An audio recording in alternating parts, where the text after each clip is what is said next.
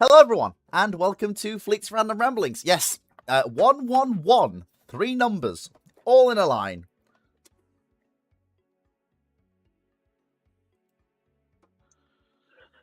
But yes, so few key points. Firstly, I've decided there will always be a post Ramblings event of some kind. Be it a stop myself there. Be it a Forge Alliance Forever game, Hoi 4, or something else. But there will always be in the Discord some form of event after Ramblings. So that's even more reason to join the Discord server. If you wish to partake. Have you worked out your work schedule or something? I don't have a work schedule. It was worked out for him. Yes, it was worked out for see. me. Which annoyed me no end. Anyway, so yes, Timu, post Ramblings activity. Today will be Hoi because because I've decided to not do random country placement anymore after being gut punched not once, not twice, but 3 times. So yes, we're not touching that for another 6 months. We're having another break from that. All those who hate it can now rejoice. Come on, don't be shy. I know some of you do. But anyway, as per usual, that little aside.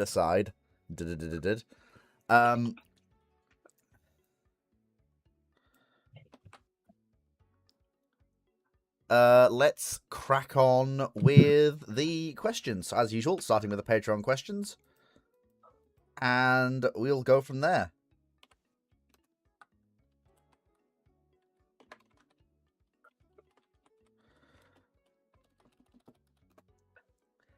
So, Timu Locker on Patreon asks, Fleet is the head naval ship designer for the French Navy in the 1950s. How would the fleet look in the 1960s to the 1970s? I know this is going to sound boring as sin, but I would do exactly what the Marine Nationale did historically. They got themselves a pair of decent-sized carriers. They got themselves a good series of modern guided missile combatants to escort them. And they retained big gun service combatants until it was clear the threat they needed to face was long gone. And then they replaced them with ships that were more useful, aka missile cruisers. Yeah. So, like the French Navy did basically all the right things in the aftermath of the Second World War. Pretty much. It's basically impossible to do it better.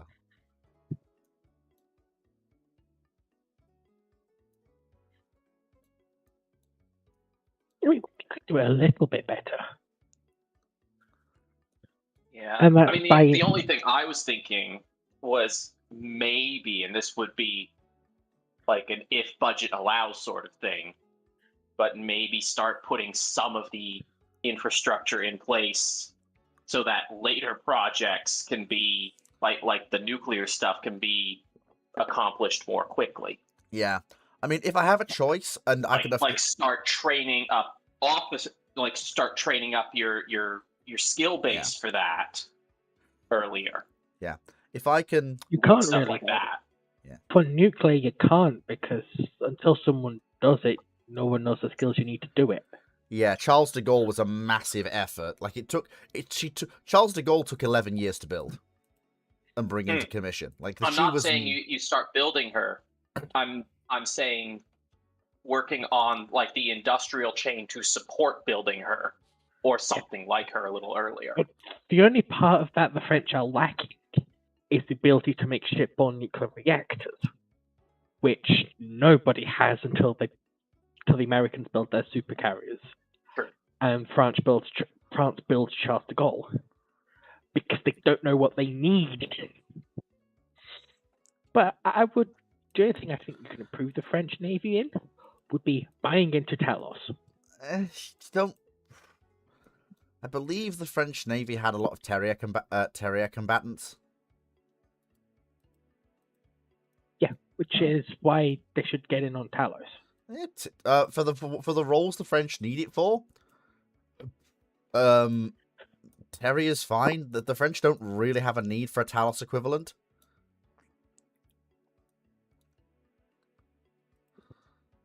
They kind of do, because you're functionally Talos is your fuck you. You're not getting near this carrier, or you're not getting near this large surface combatant for this period. And both Talos and Terrier are built to work together. They are built to work together, but And- Terrier can work alone, whereas Talos kind of needs Terrier to work with it. Yeah, Whereas but Terrier limited range still needs Talos. No, not really. Terrier's range rapidly increases. But it's the altitude ceiling that's important for Talos. That's true, but And- let's bear in mind that the French in this period were very much, if they were going to see in a way that was actually in a force, that altitude ceiling problem was mitigated by the Corsairs and Crusaders of either Clemenceau or Foch. Which I would agree with you until they pull out NATO. And we know France is going to pull out of NATO after Well, the Great. Okay, no, And- they Having the Yeah. ability as a second line unit to having a backup to the carrier's air wing when it comes to high altitude threats and high speed threats, and especially if you can get them to use Talos J, the standardized version, you plug arguably the only hole the French Navy has defensively. And if you hear me out, if you can get it on Jean Bar, replace some of those aft guns with a Talos arm launcher or two, you suddenly very early have a very capable air defense system. Jean Bar doesn't have the space for Talos. He does have that superstructure. No, she doesn't have the Where space. you've got that super firing turret. Not right near in the Richelieu. There's not the internal depth you need for a Talos magazine. They are long. They are not so much deep, they are long. And it would reach into her superstructure and cut her trunking. It's not really. And also Jean Bar is not the platform I pick. If I have to procure it, I'm building a new ship around it. I am not putting it on Jean Bar. Or even just do that, But I would still point having- out that this isn't really like, I get what you're saying, like that's fair enough. But well, I would point out first of all the France doesn't withdraw from NATO; it withdraws from joint planning. It's still part of the alliance. This is the thing everyone misses. France doesn't withdraw from NATO; it withdraws from NATO's joint planning organization. It will still honor its commitments to Article 5, it's no longer part of the joint planning for the war in Europe. That's the thing that is sometimes lost partially in translation. France basically says, look, we'll fight, but ain't nobody telling us what to do. Yeah. I think the Royal Navy should go in on Talos as well. But... Yeah, the RN arguably needs it because while later models of Terrier approach the range of Talos, it takes a long while for Sea Dart to get even close. Yeah. Sea Dart really drags its heels with its upgrades. Really. And especially because it came up last night when we were talking about what if Tiger and Blake had been built with Talos instead of 6-inch. And They would be very capable ships in that case. Very capable. I think both the French and the British could have really used that sort of early missile cruiser that has a lot of upgrade potential that can also double duty as a surface Yeah.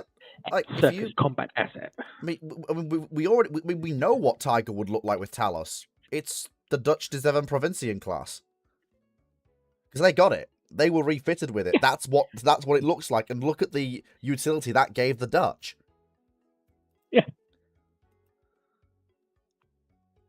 And I would argue the French and the British should get in on it. And for the Kager's question, France should get something like the Provincians. I'm sure the de Zeven Provinciën had Talos, not Terrier. No, I know they didn't. They're Terrier. I will check. That's why. that. They. I will check. Yeah, they're Terrier, not Talos.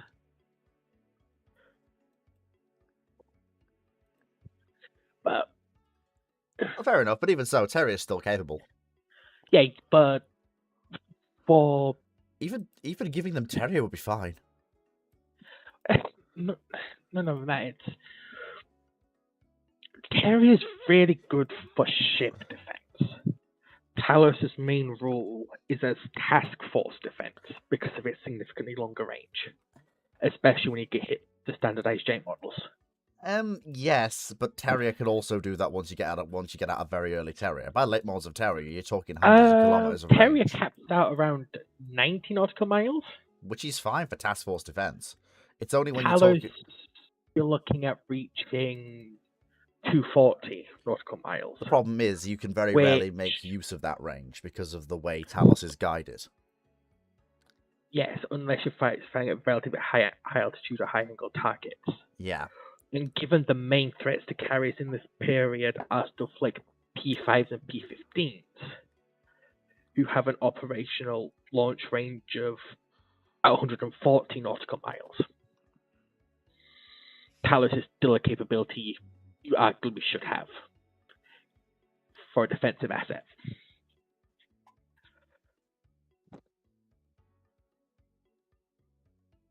Yeah.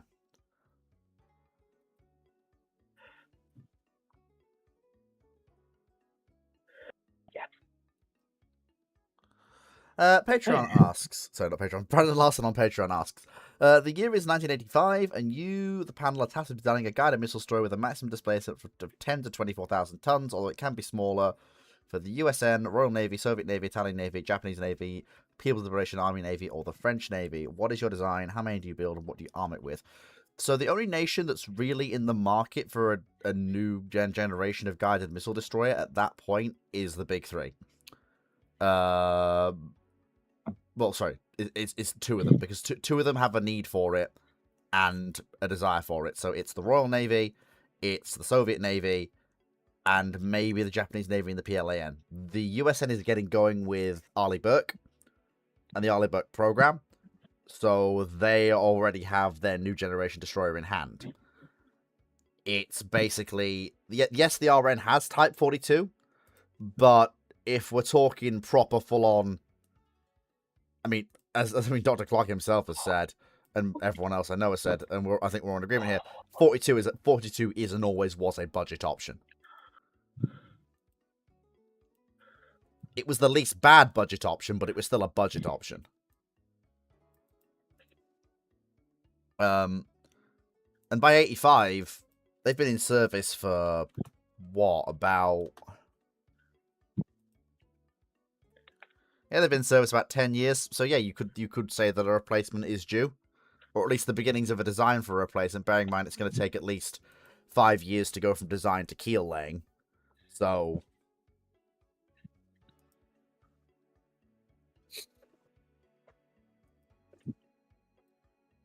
at that point, yeah, I'm going to go with the Royal Navy. So at that point, given I'm starting in 85, I know that we are British, and I know we do like sovereign capability, but I'm sorry. Mark 45 and Mark 41 and the Aegis system are sitting right there. And I'm sorry, but there is no system in the world at that point that comes close to matching Mark 41 and Aegis for fleet air defense capability. It's just not even funny. Never mind the utility you get out of a ship with Mark 41, because you can also use it to do land attack as well, with very little alterations to the ship. you just slap Tomahawk in there. And you can also use it to blow shit up at sea by slapping Tomahawk but Boaty Boat in there. So, at that point, I would say, yeah, no, absolutely. I'm going to go with Mark 41 and an Aegis combat system for my new Royal Navy destroyers.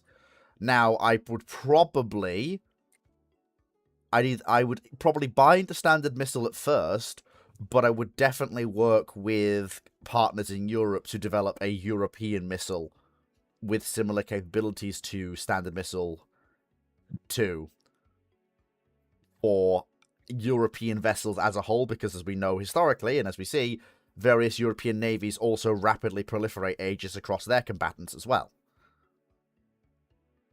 The Dutch do it, the French do it, the Italians do it, the Germans are late, but they do it. So if we do this, you've got a European, all the European navies are adopting Aegis and Mark 41, so at that point, why don't we come up with a European missile to put in those tubes? Something sovereign that's equivalent to SM2. Could that also lead into a joint development program for a sovereign equivalent to Aegis? Honestly, with Aegis, the thing with Aegis is that it's one of the systems that is very it's if you can avoid doing the legwork for the damn thing, you avoid doing the legwork for the damn thing. It's kind of like F-35.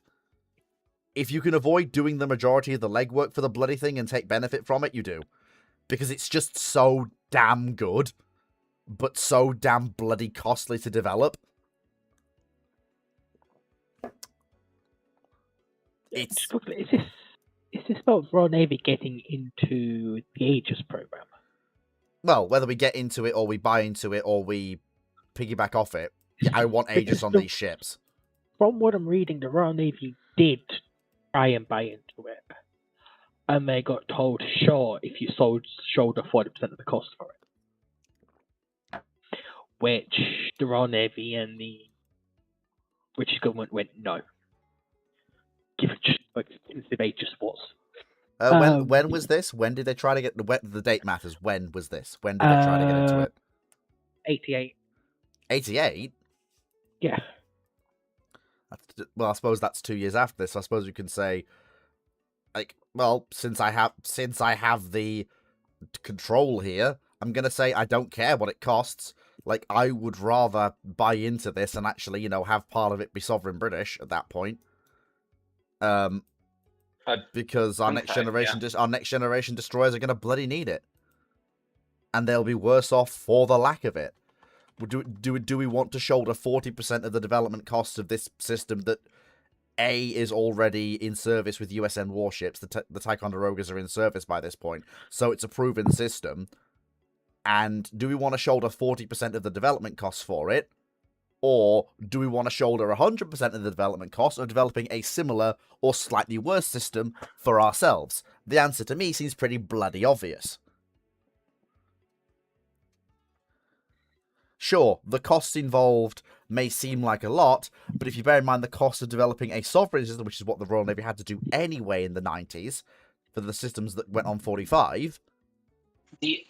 For me, the only way I could justify the 40% is if we can get in as a partner and it becomes a joint program. That's what I think the offer was. That's if I'm reading Foxo correctly, that's what I believe the offer was for. If I'm understanding her correctly. Because if 40% for a joint program, yeah, that I would agree. When you say the British buying into Aegis, is that us buying into it being a joint Anglo-American program at that point? Not just us paying 40% of the development cost to put it on our ships. It appears to be largely paying 40% of the development cost to put it on the ships and have domestic production rights. That's fine. Honestly, you know what? That's fine. If we can build Aegis systems domestically, yeah, no, that is a bargain. That is absolutely a bargain. Like, that is huge. That's massive. That is huge. Domestic production rights for Aegis is massive. Because it also means navies that have it can iterate on it. As we have seen the Japanese and South Koreans do. Who have Yeah, domestic production rights for Aegis. Because presumably that 40% is then a one-time. So it becomes more of a tech transfer. Knight, Yeah, Aegis... that's still a lot of money. Knight, the Aegis computer floor is massively overplayed and still doesn't detract from the world-beating effectiveness of the Aegis system. Of course, the computer floor in the 80s isn't going to be fixed, because it's not known about. That doesn't mean I'm not going to buy into what is, arguably still, the world-beating air defense system. If I have the chance. Who knows? Maybe with British help, we can find and fix the problem. More eyes on code equals more betterer.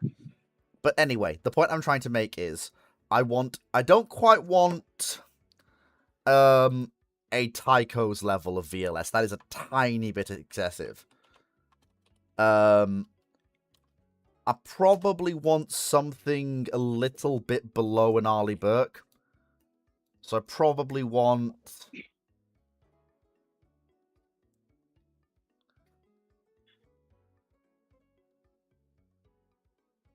Probably want about... Yeah, I'll probably have 161 cell Mark 41. Which is... Yeah, I'll have 161 cell Mark 41. It's not... You know, it's not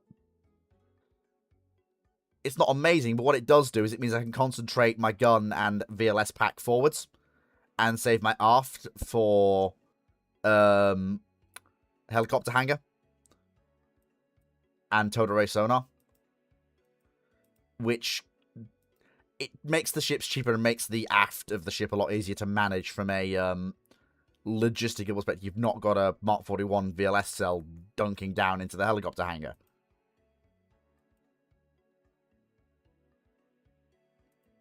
And 61 cells of Mark 41 still puts us basically ahead of basically any non-Burke alike, ahead of anything that isn't a Burke or a Burke alike. And by Burke alikes, I'm talking about the things that the Japanese and the South Koreans build in the later years. 61 cell of Mark 41 is a cut above basically anything else in the world for air defense. If I build 8 of those ships, it's half the Type 42s, but if I build 8 of those ships with options for another 4, that's still more ships than the Type 45s we historically got.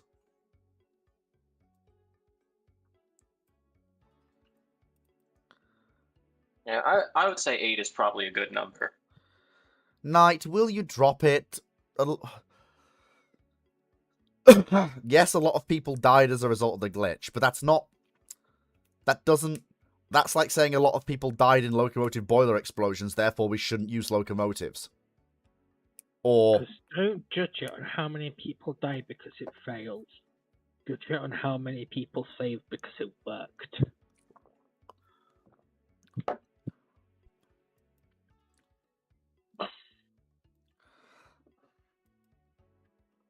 Right.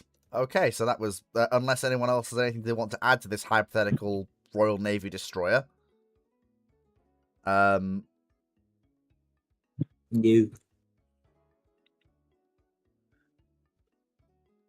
Actually, I do have a question. Do we want to give it... Are it the box British starting to think about the use of the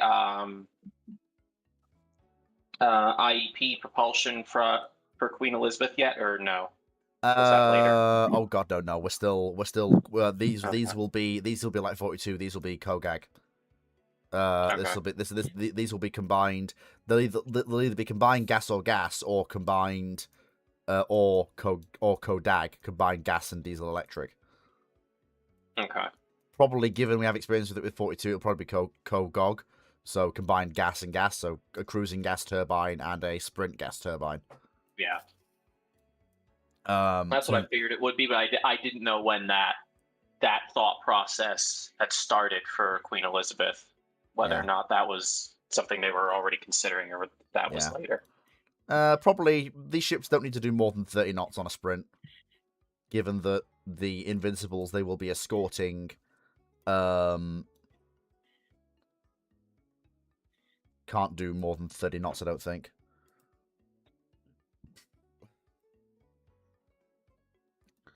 But we'll see. I was just thinking, do I want to give them canister launchers for something like Harpoon?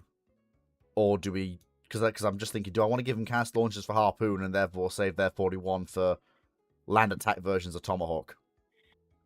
So your anti-ship is box launcher for Harpoon.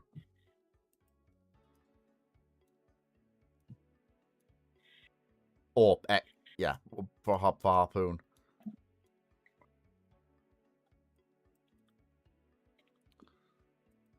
Maybe not. Keep them as dedicated air defense ships, probably. 85.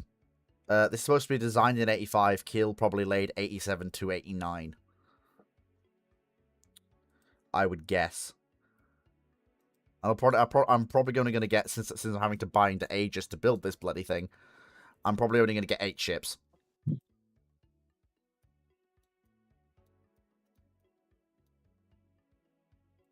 I might have to curtail the last batch 3 of the Type 42s.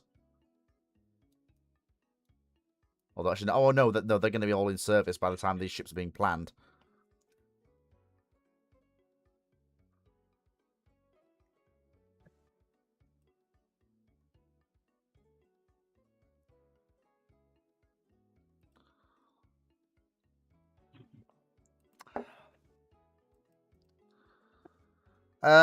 Now for the rest of the panel.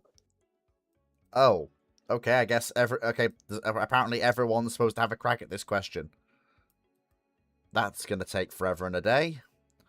What's the question? Same question we've already been talking about. I thought we were all designing a ship together, Brandon. I thought Here's we were what it all... says. You the panel are tasked. Yeah, and I've been offering the panel a chance to chip in. I mean, I've not. Does anyone feel like I've not given the chance to chip in? I'm sorry if that's the case. Has anyone got anything they want to add? No. No. It's sort of outside of my my expertise. So I could come up with something that would just take time, and I'm busy doing other things at the moment.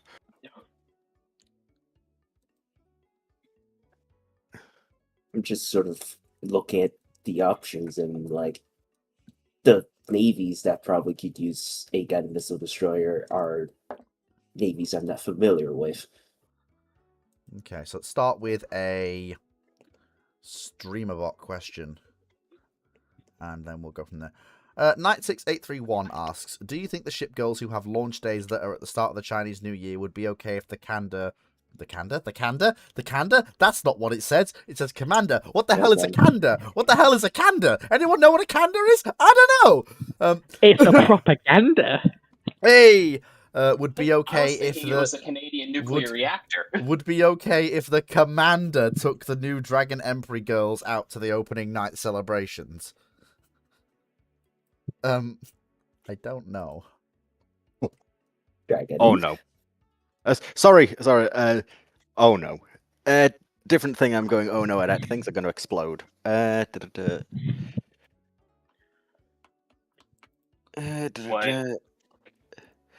I'm just doing some background stuff for RP, and a faction just got a 99 out of a 100. Was that a me? Oh boy. No, it was your enemy. Oh, bugger. Well, that's unfortunate. Has he let the battle cruisers run unopposed? I think I'm about to get Jutland. You're not going to get... I wouldn't... If I was Jutlanding you, I would actually give you a chance to do stuff. This isn't a Jutland. Don't worry. I'm not evil like that. As for ship girls who have launch day at the start of Chinese New Year... It all depends on what they offer them. It's called the art of the deal. You can barter. They would have to barter between each other. Yeah. We already know that the Chinese faction are known for, at least some of them are so known for selling items. Good. So, in particular, Pinghai and Ninghai are avid business girls at times. So, potentially. But as I said, it depends on and it also depends on exactly which ships.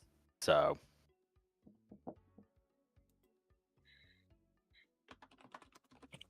I've just noticed someone saying, what are the guidelines on modern questions? Now, we used to have guidelines on modern questions, because I did bar them for a bit, because it was all we were getting.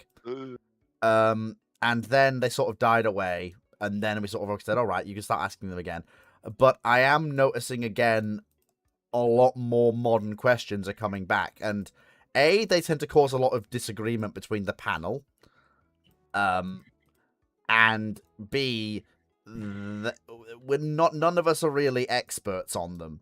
So the current, the current, nothing after 85. yeah, the It was something like current, something nothing after a certain period in the Yeah. 80s. the current thing is you can ask them, but when we'll attempt to answer them, but I'm just going to say, I'm not going to ban them again, but I would prefer to have questions far more towards the Second World War, the interwar period, World War One, and even prior to that in the Ironclad era. Heck, bring the sci-fi questions back. Bring the steampunk questions back. Like, Bring the railroad questions back. yeah.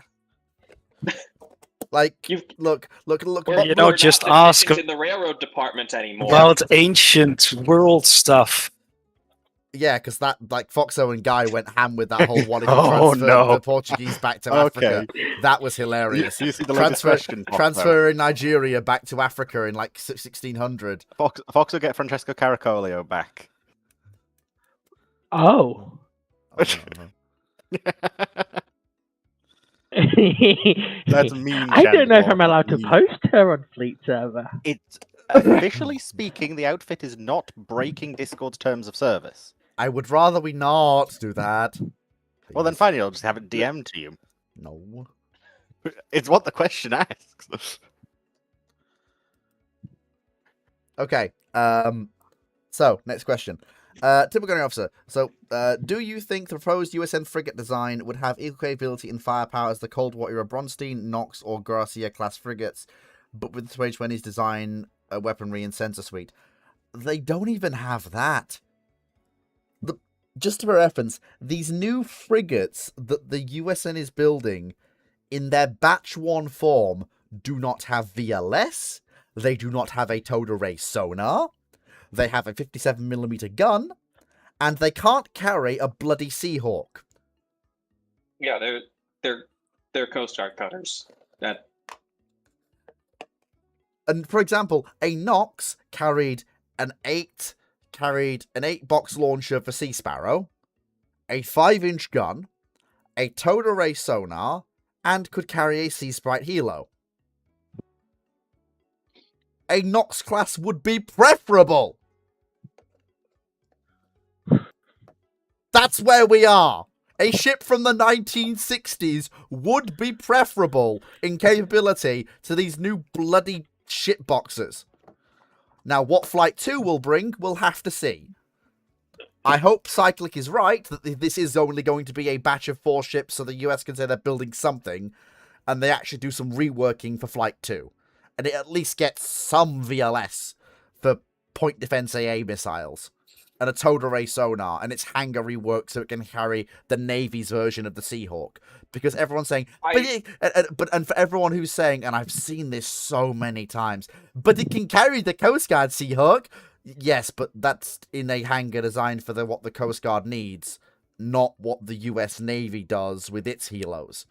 Yeah, the thing that I wonder is, what is the capacity on that hull? Because with all this stuff that they're thinking about putting on it for Flight 2, I have concerns about stability and overloading that hull.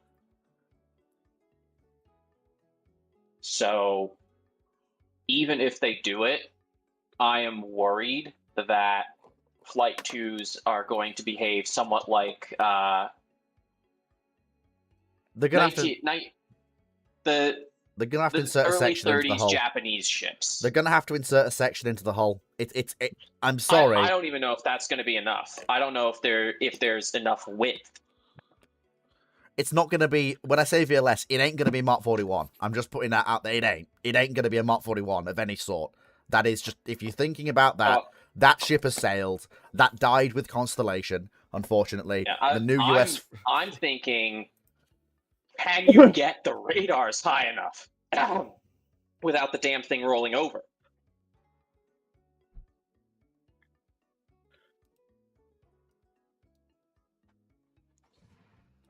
That's my concern. So I suspect that the sensor suite is not going to be up to par, just because of stability concerns. Now, again, I haven't done the math. I don't know how much, if any, spare capacity was included in the hull design initially for the Coast Guard. I mean, I could be entirely off base here. There could be like 50% spare capacity there or something crazy like that, but I really don't see it.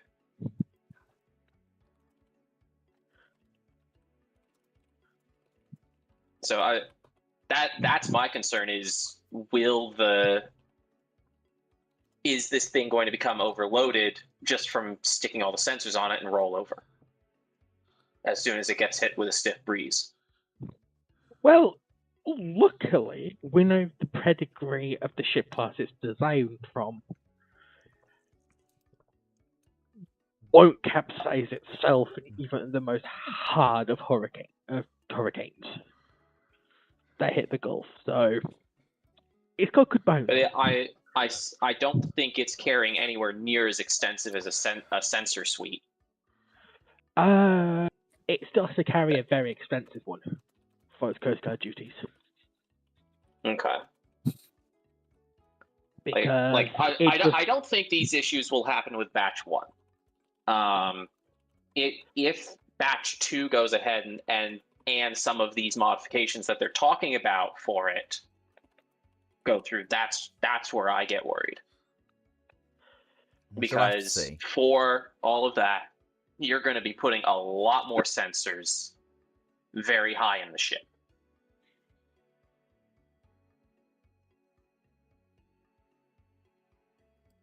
Yeah, it's not.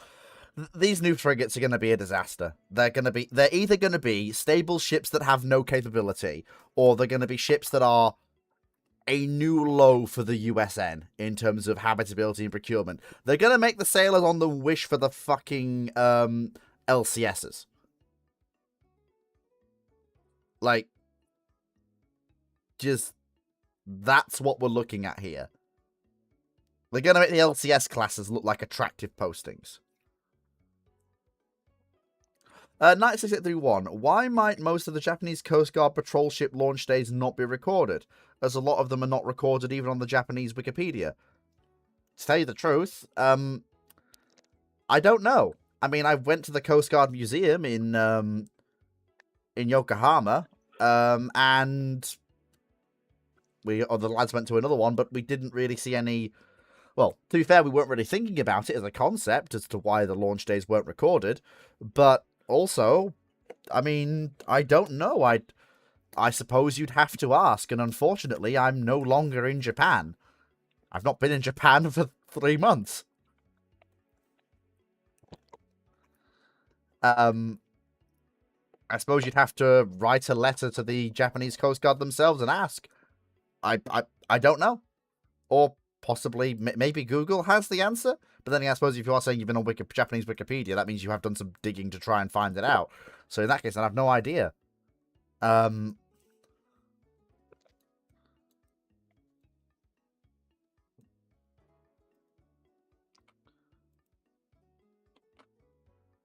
thing I will say is there is a difference between not recorded and just not published. It's definitely recorded somewhere, but that somewhere just hasn't been published. And I mean, it's a Coast Guard patrol ship. That's not really a surprise to me. They're fairly low profile, all things considered.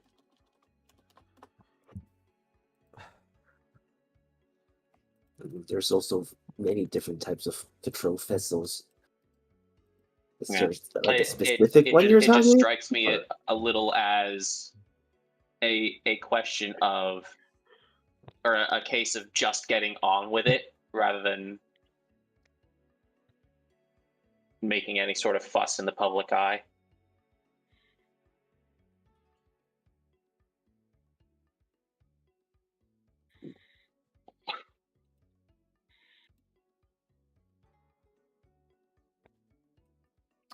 Right. A next question. YouTube Minecraft watcher. What is the panel's favorite armored cruiser and why? My personal favorite is the Scharnhorst. I mean, for me, there's only one answer to that.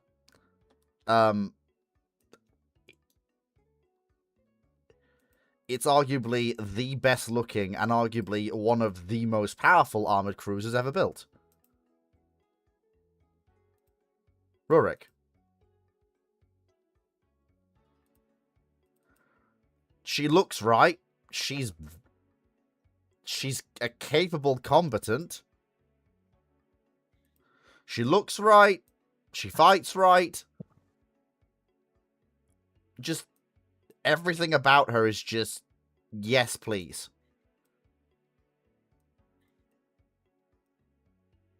Just yeah. That may be so, but this is not Kyrgios Avarov.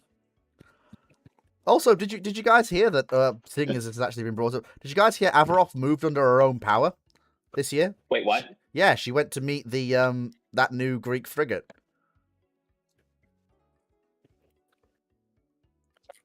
Apparently, she can move Where did under they her own find power. the parts? I don't Should know. it She was never disassembled and being kept vaguely maintained. Yeah, there's always I- been I- there's but- always there was a program to reactivate her, but no one knows Very what true. actually. She doesn't have to move particularly fast. Yeah. The problem is But that none of up until that stuff. this event, no one was actually sure if she could move under her own power. There'd been a series of works done in the late 90s, but no confirmation had ever been released, and no test runs were ever ran, or if When they are you were referring ran. to, Fleet? Um, This trip. I'm just curious because there's another one that has which might explain a bit about this. As in, has this been like past couple of years, or are we talking 2010s? This was apparently very, very recently indeed. Right. Because in 2017, she was put into dry dock for 2 months, and in particular, she had a full-blown inspection then. So that's probably when they were doing stuff. Yeah, well, dry dock inspection, Yeah, hull maintenance, and internal work. yeah, well, from what I heard, Hull maintenance. They Yeah, can do internal work. I'm just worried. I'm just wondering where the heck did they get any parts to do the work with? that's the thing that I've always wondered. Yeah, because the guy who wanted her maintained, he died, and this is why it's always been up in the air as to what state she's actually in. No one outside of the Greek Navy and the guys who are actually in charge of her knows for sure what state she's actually in terms of moving under her own power. Although apparently, given that she has demonstrably done it in the last few days, that question is now a moot point. That recent? Yes, she sailed. The Greeks did a PR stunt where the trireme they operate was towed out to meet the new frigate they'd got, and Avarov also made her way there. From what I understand, no mention of tugs were made for Avarov. Olympia was towed, the trireme, but from what I understand, Avarov wasn't. I've had a check. Oh, they did tow her. Well, never mind.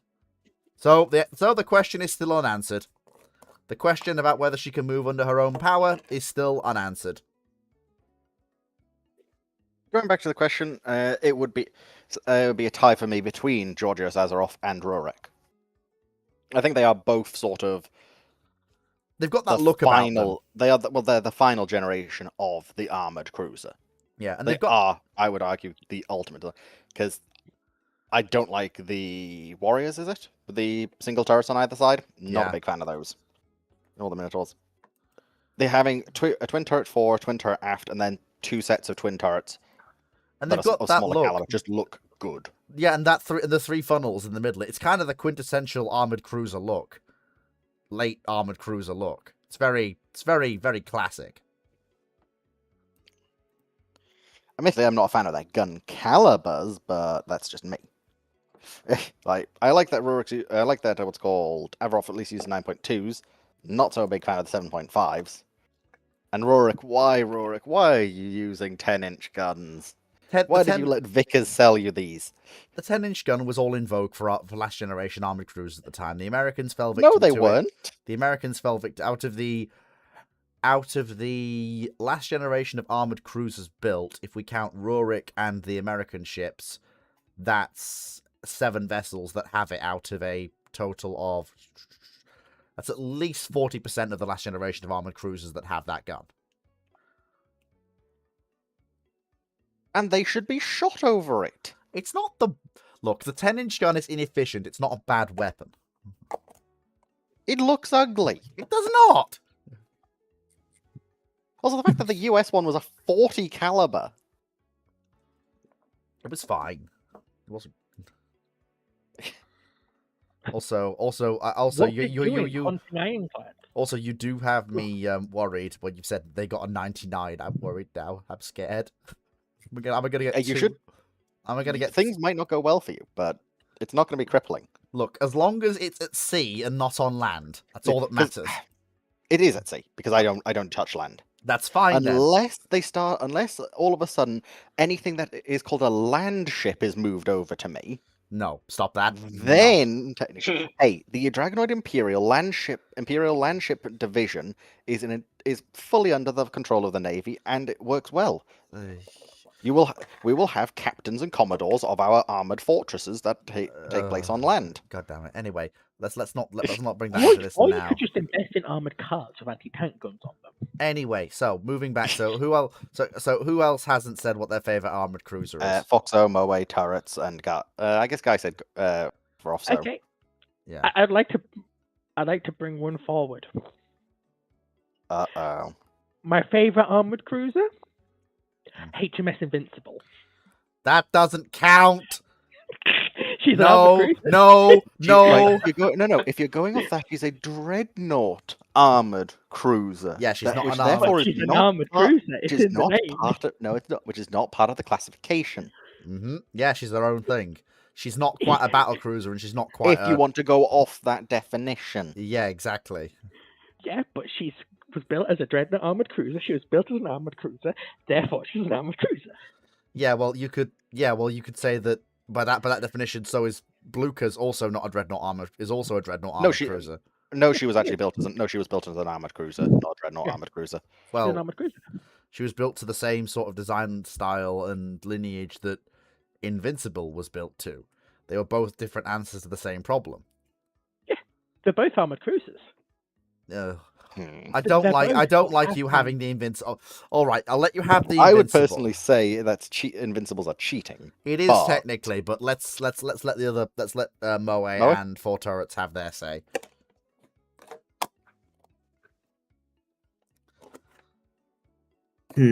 I can't really claim to have a favorite because the thing that I really like about the era is looking at all the oddball experimental stuff and just seeing what was learned, what worked, what didn't work, what was adopted and what wasn't.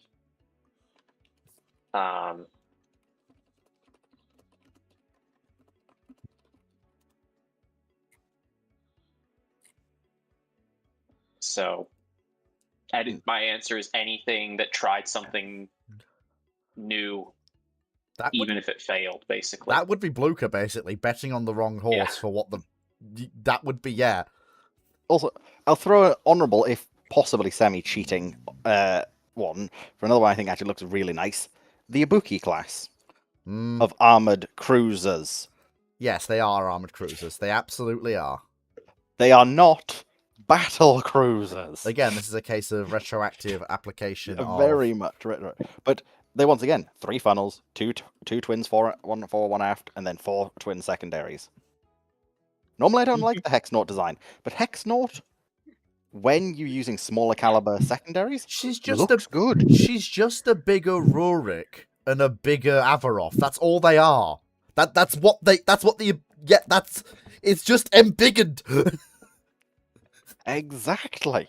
3 funnels. Sorry, okay, I think me and Frank can agree. 3 funnels, 2 primary turrets, 4 hexagons of about 8-inch caliber is peak. We've come to the peak armored cruiser. You just make it bigger or smaller depending on what you want. Okay, Okay. I get right. If I can't have Invincible, which I know you're wrong, but I'm going to choose something Russian. Okay. And a ship that you've all chosen ships at the end of the armored cruiser life.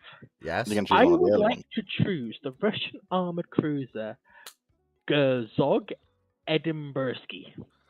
Oh, good choice. Good choice. I'm not gonna I lie. swear that is Edinburghsky. That sounds like a racist, stereotypical name. It's not. It's not. It's How do you spell that? It's in Ramblings. Right, uh, I'm gonna put it in Ramblings quickly. I would appreciate it so I can at least see what it roughly looks like. I mean, let's not forget the first. Let's not forget the Russians having the first armored cruiser ever, the very, very, very basically named Admiral General, or General Admiral. Yes, Eh. but that is Gerzog Edinburghsky, isn't it? I'm not a fan of the masts. Oh no! but I can Yes, see oh no! why She you might like actually her. is a General Admiral class. Wait, so you have this? So you have the General Admiral and the Gerzog Edinburghsky. I just want the image of the ship. They were- They were turned into mine layers. Oh my god! Stop! Stop! Stop! Sounds like a racist stereotype. Oh. Eventually, one of them was renamed to. I was going to try and pronounce that, but I'm not even going to try. But translates to 25th of October, so Oktoberskaya, but like that first bit. But then were apparently Bolshevik number 9, which one of them was apparently called, and afterwards was broken up, while the other became a mine hulk and then sunk as a breakwater in 59. Yeah. That's actually a lot Yeah. of lifetime. Okay. So, on YouTube, Knight6831 asked if the Type 45 had the same production run as the Burke and was caught in the same trap that the Burke fell into, which I queried him on this, and he says not being able to find a suitable replacement that is not a Burke. How does the RN get out of it? Well, first of all, I would point out the Burke still hasn't fallen into that trap. Don't forget, Flight 3, the last Flight 3, is not due to finish production and enter service until the middle of the 2030s. The US Navy still has a heck of a lot of runway to get a next generation destroyer built. Yeah. Like, as long as they're looking for Hang on. is hulls of a different size. They've got the niche the Burke fills pretty well filled by the Burke. as long It's just as that there's other niches going unfilled. as long as they can get tenders issued to be bid for no later than about 2033, they will be fine. As long as they can get a next generation destroyer bid for and issued no later than 2033, so that they can be laid down when the last Burke's Flight 3's commission in 2035, the US Navy will not be without a gap of destroyers. They still have a lot of landing room to work with. That being said, however, if the Type 45 had the same run as the Burks, given that the Type 45 is a significantly newer ship than the Burke, we wouldn't even be getting close to the middle of their lives. We'd barely be on Flight 2. Maybe Flight 2A of the Type 45 program, with whatever Flight 3 is just being considered and finalized to be laid down. We wouldn't even be close to where the US is now in the Arleigh Burke lifespan. And the RN would basically be thanking whatever deity gave them more air defense Money. more air defense destroyers than basically anyone else in the world, apart from the US. At that point, the lack of VLS on 45 fundamentally doesn't matter. You can have Because you've got 645. enough hulls You to can have make up six. for it, yeah. You can have 645s with every QE, and suddenly you don't care about I air wonder threat. where they're getting the crews for this. Yeah, like but that's the big besides role. the But point. but apart from that's beside the point and the spirit of the question. Like, yeah, like you wouldn't even be close to approaching the end of the 45's life and build out. Yeah. For the USN, there is nothing better than the Arleigh Burks. No, Knight, that's not it at all. Bear in mind, the USN was, prior to the compensation cruiser existing, in the final stages of finalizing DDGX. And let's not forget as well, Flight 3 Arleigh Burke nearly didn't happen. The USN nearly went with a new design based off the Zumwaltz instead of Flight 3 Burke. It was only with the rise of China becoming obvious that the desire was felt to slightly more rapidly get the capability into the water and accept some loss in overall capability and having to push back a new destroyer lineage to the next generation, rather than basing a design off of the base hull of Zumwalt and getting that as the start of a new generation of US-guided missile destroyers. Flight 3 Burke is a direct response to the rise of the modern People's Liberation Army Navy and a desire to get modern VLS hulls with the latest Aegis kit into the water quickly. Yeah, but it's also two things at the same time. It's also a response to how expensive the Zumwalts were.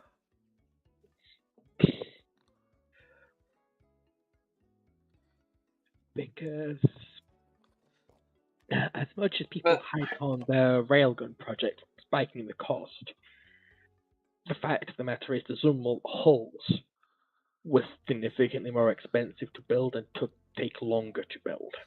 Let's not forget, though, that now, was... we can argue why that is,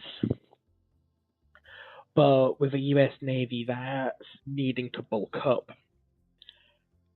and mass building older conventional hulls is cheaper and easier than building a new hull. Yeah. I mean, to be fair, when I say based off Yeah. Zumwalt, it was just taking the sort of hull shape that they come up with and some of the cues from the design and going forward with that rather than just reusing the hull. It would have probably been a slightly smaller ship, probably more in the 12,000 ton rather than the 14,000 ton range. And as you build more of them, that hull's gonna get Yeah. cheaper. Like, it wasn't so much the Zumwalt's hull that okay. was the problem, it was the lack of build out from the Economies class. of scale. But it was also a case of the Zumwalts were built to have a minimal radar signature, a minimized air signature, and they were built, the hulls explicitly, to have a stealth coating with a stealth effect on the outer hull plating, especially above the waterline. The Arleigh Burkes, the Block 3s, That's don't have that. They don't have any of the internal shaping and the hull shaping to facilitate the minimal radar signature. Knight. I'm just gonna. which- I'm gonna read. Sorry, go on. Yeah, and then I'll. which, no matter what, if you're shaping something that goes against traditional ship design, that hull is always going to be more expensive I mean, to be, because you're making a lot of sacrifices internally to the hull. to be fair, it's paid off. From what I hear from U.S. naval officers who've served on them, from what I've heard through Dr. Clark, Drac, and others, the Zumwalts are by some metric the best sea boats in the U.S. Navy. Yeah. And Yeah. I mean, to be fair, they must have seen something. And I mean, look at the renders we got of DDGX prior to it being folded into the compensation cruiser. They clearly saw something in the Zumwalt's hull form because they're taking it forwards. The Zumwalts are just plain better hulls. They're also significantly more expensive hulls. I won't deny that they will be more expensive, but I think if they had gotten them into serial production, that cost would have dropped dramatically. It would still be more expensive, but it would be a lot less so. I think the whole thing with Because coatings are an understood technology. Putting stealth tiles on a ship are an understood technology. They do it with every single submarine. And you can see the U.S. is cracking those out. although like from what I understand, This isn't stealth tiles on the hull. This is a special form and specially made out steel for the outer hull. Yeah, An from alloy for the outer hull that is only used on this specific class of ship. Yeah, from That what I isn't itself understand, incredibly expensive. from what Yeah, I the understand, from what I understand, from what I've looked at, because I have looked into this project, the the Flight 3 destroyer, or what would have been DDGX at that point, was supposed to be an Arleigh Burke. An Arleigh Burke Flight 3 in terms of what we know it in terms of capability VLS Aegis, on a hull shaped by experiences gained from Zumwalt and the construction of it, but without the stealthy features and without the specialized stealthy coating. Yeah.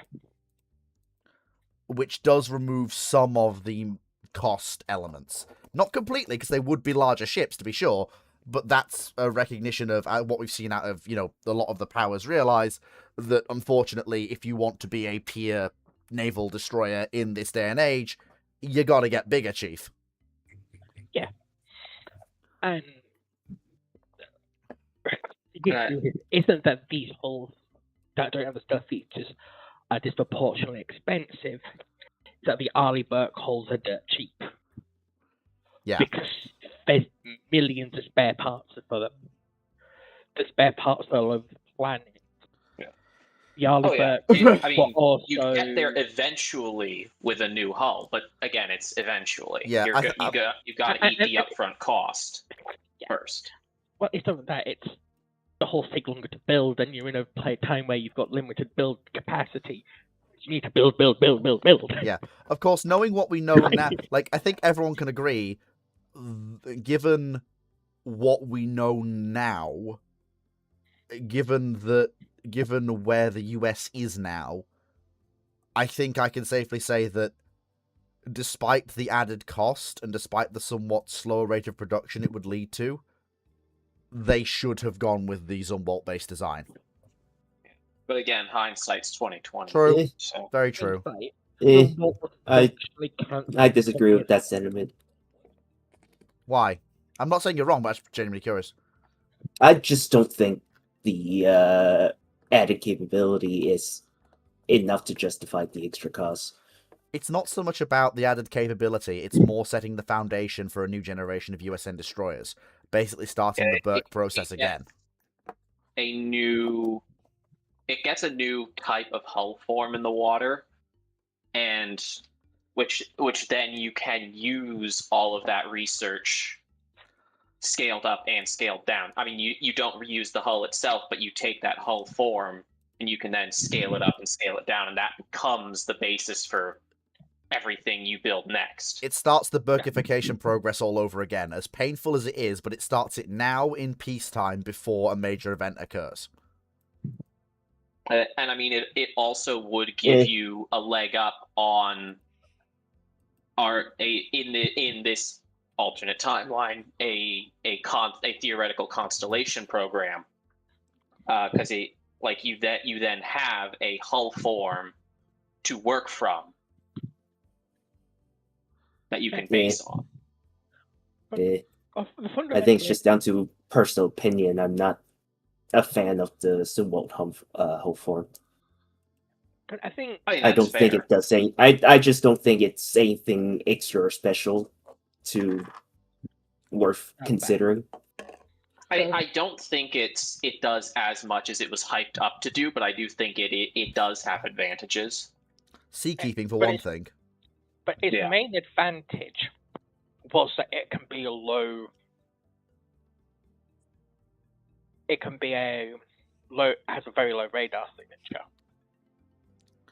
Which, once you get rid of the stealth E features I mean, from it, 'cause it's not a stealth ship, it's a stealth Even feature. without the alloys and just building it out of regular steel, it's just the shape alone is still going to lower your radar signature, not by as much, but some. But in And return, that is worth something. it sacrificed a lot of internal volume for not much gain. I'm And just when gonna. it comes to VLS combatant, volume is all that matters. Hmm. Volume determines how many VLS you have. And for protracted conflict, VLS is all that matters. Okay, I'm just gonna very quickly address something Knight said. Quote, the US could have built Zumwalt and Flight 3 both together as they have unlimited money because of reserve currency status. Just, no. No. That's not how... That's...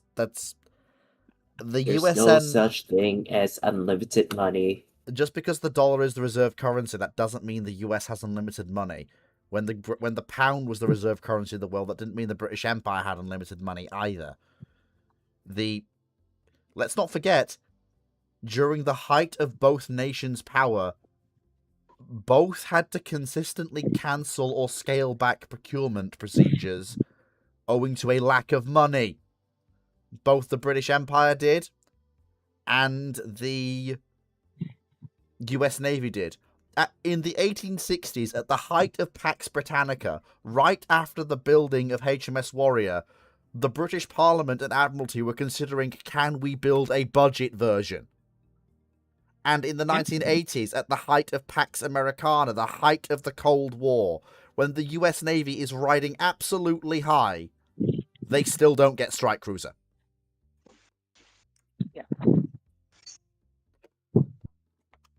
Because building ships is an opportunity cost. That money can go elsewhere. And the biggest issue with Zumwalt is the fact that the yards that build the Arleigh-Burkes can't effectively build the Zumwalts and the Zumwalt hulls, right? Yeah, Burke was in this lovely sweet spot. But what they did was they transferred personnel trained on that level of construction. I think they were from the submarine yard. Two yards that built the Zumwalt, the two Zumwalts. And so to build the Zumwalt, you're not just getting rid of manufacturing capacity for the Arleigh-Burkes. You're impacting your submarine force. And the US needs as big a submarine force as they can fucking get currently. Because I'm convinced the submarines will decide the fate of Taiwan. Yeah.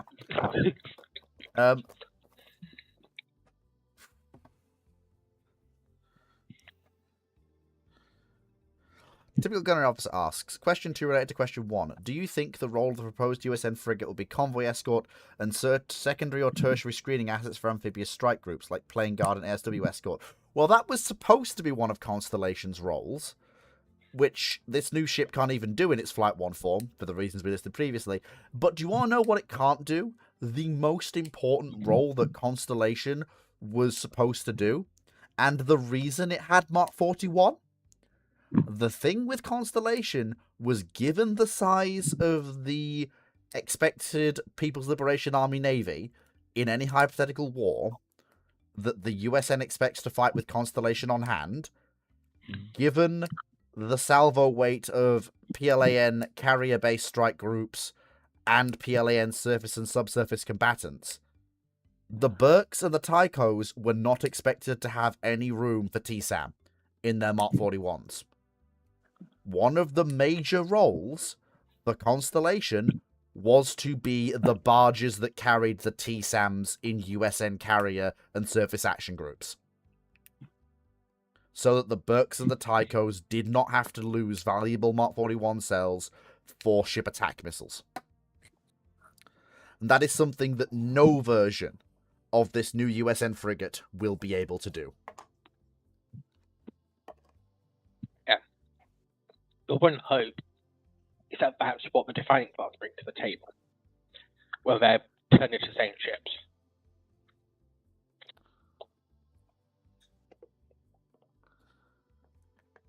What do you mean? For the anti-shipping role. The Defiants can't carry Mark 41. Hence why I say once they get sanified.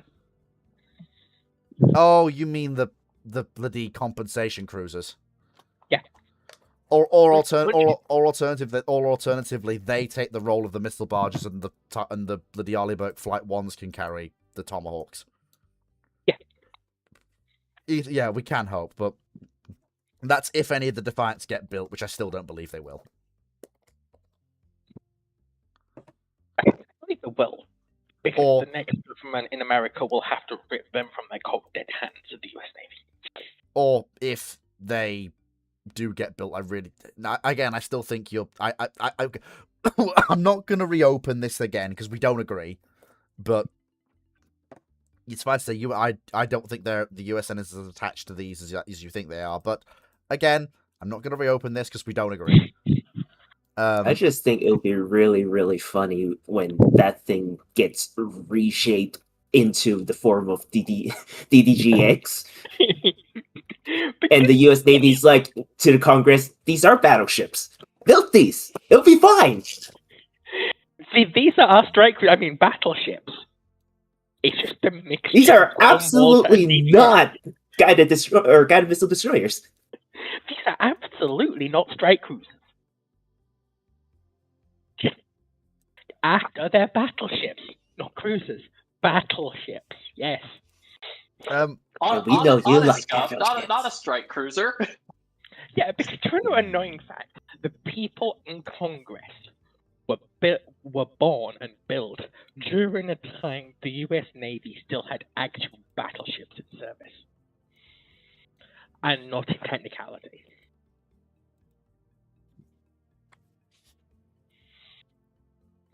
I think that says more about the average age in Congress than anything else, but The U.S. the I'm not going to US go there president- here.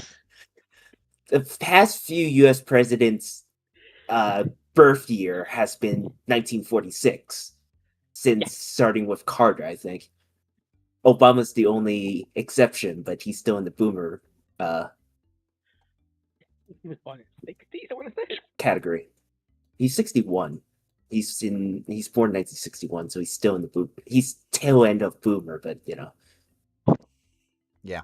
And it's important to remember Biden and Trump would have been kids when I think it's the Dakotas were still sailing. Yes. And the Iowas were sailing. Yes, they would have. Bo Millboy asks, what if Britain responds to the Circassian genocide in the 1860s by declaring war against the Russian Empire, as a message from the Circassian leaders to Queen Victoria asked for intervention? Well, first of all, Queen Victoria would have probably disregarded the letter because it would be very much seen as the pot calling the kettle black. This is not something that empires of the day declared war over.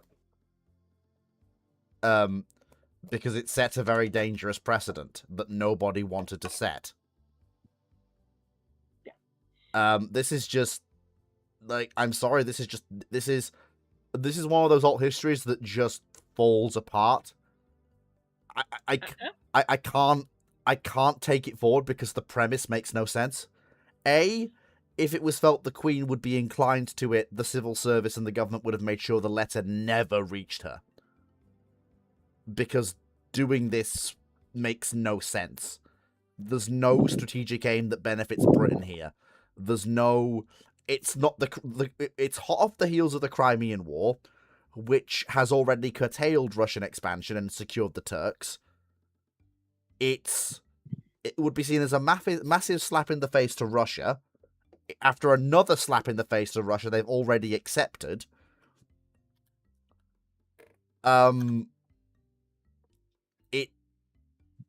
And again, declaring war because a bunch of people in the steppe in the middle of nowhere asked for intervention because they were being imperialized.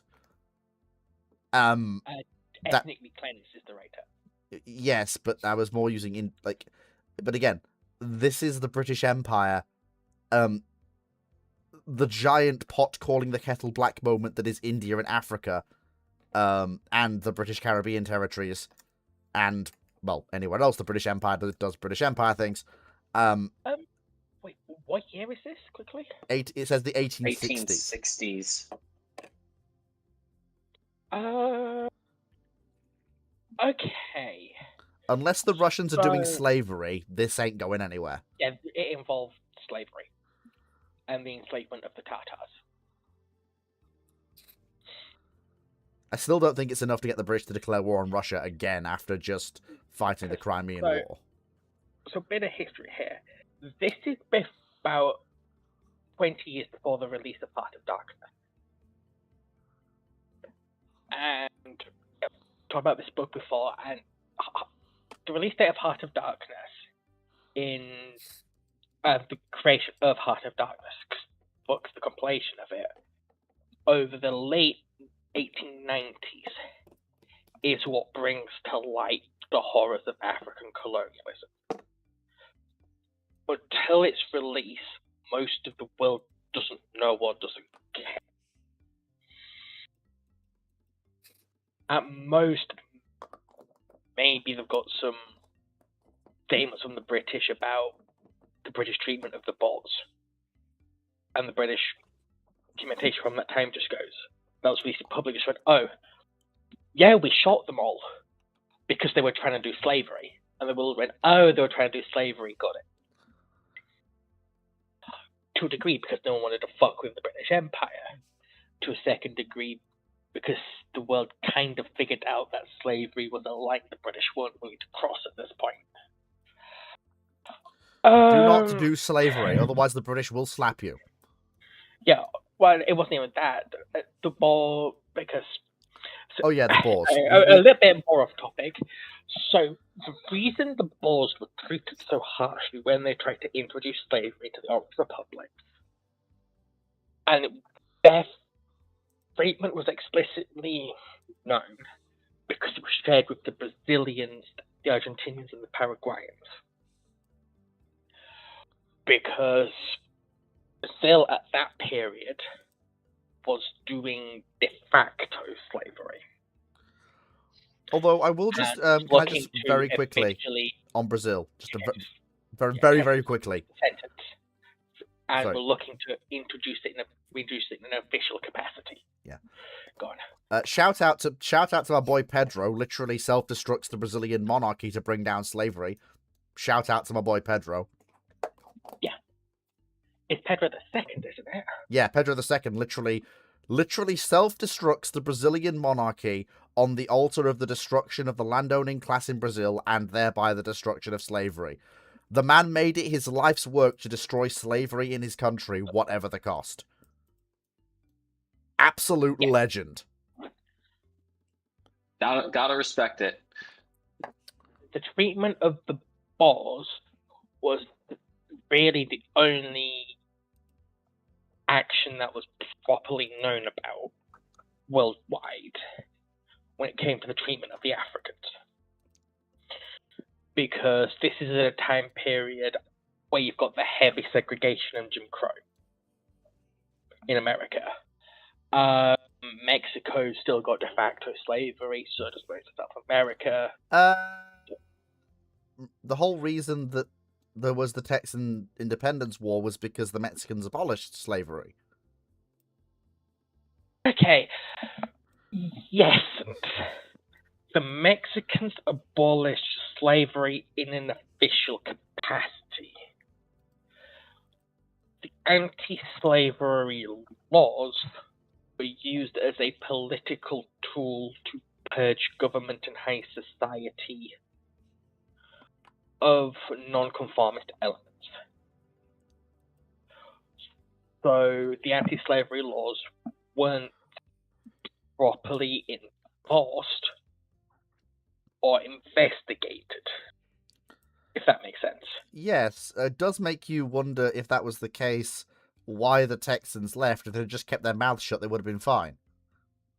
Because the Texans were the ones these laws are wielded against, if that makes sense.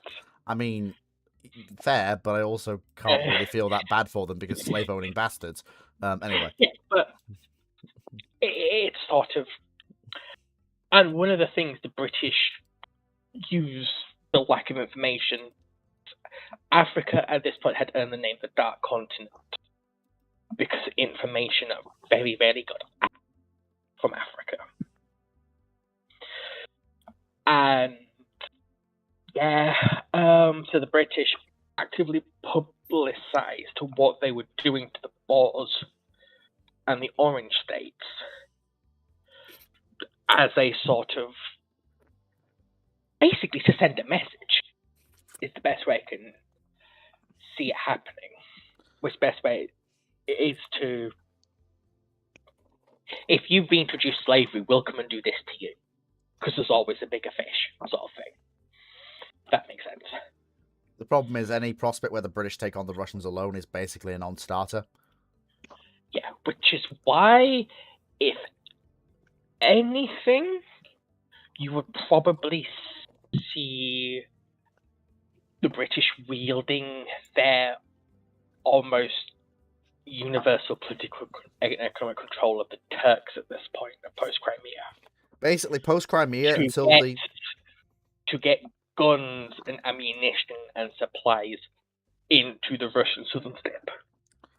Yeah, let's not forget, until the British abandoned them with the arrival of the Suez Canal and the British realizing, hang on a minute, we de facto control Ottoman Egypt, why don't we just deal with the problem ourselves of controlling the Eastern Mediterranean? Yeah. Bear in mind, until about 10 years after the temporary Anglo, technically joint, but mostly Anglo occupation, Anglo-Ottoman occupation of Egypt, it takes 10 years of that before the British go, maybe we can just stay. Yeah, and it was also a series of reforms in the empire. Like, Lord Salisbury's work as Foreign Secretary and Prime Minister cannot be overstated. That man single-handedly turned the British Empire from being on a little bit of a rocky slope in when the 1880s began to being basically ascendant by 1897, 1900. Lord Salisbury the man's work cannot be overstated. So, for the British to intervene non-directly, but you would have a lot of British or Ottoman-made rifles, supplies, making its way into the Caucasus and the southern steppe.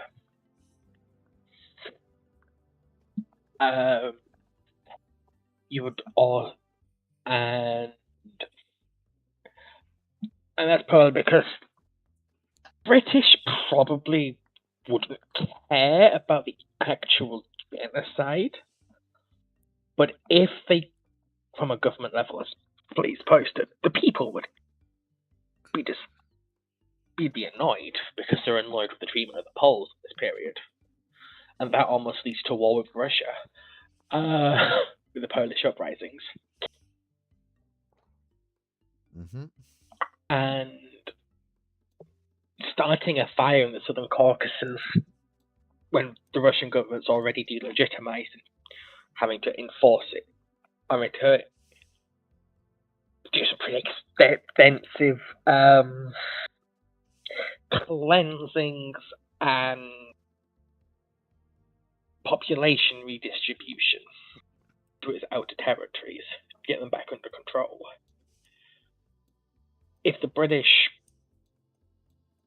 cared enough that the Queen got the letter, there's a good chance British would fuel that fire through proxies.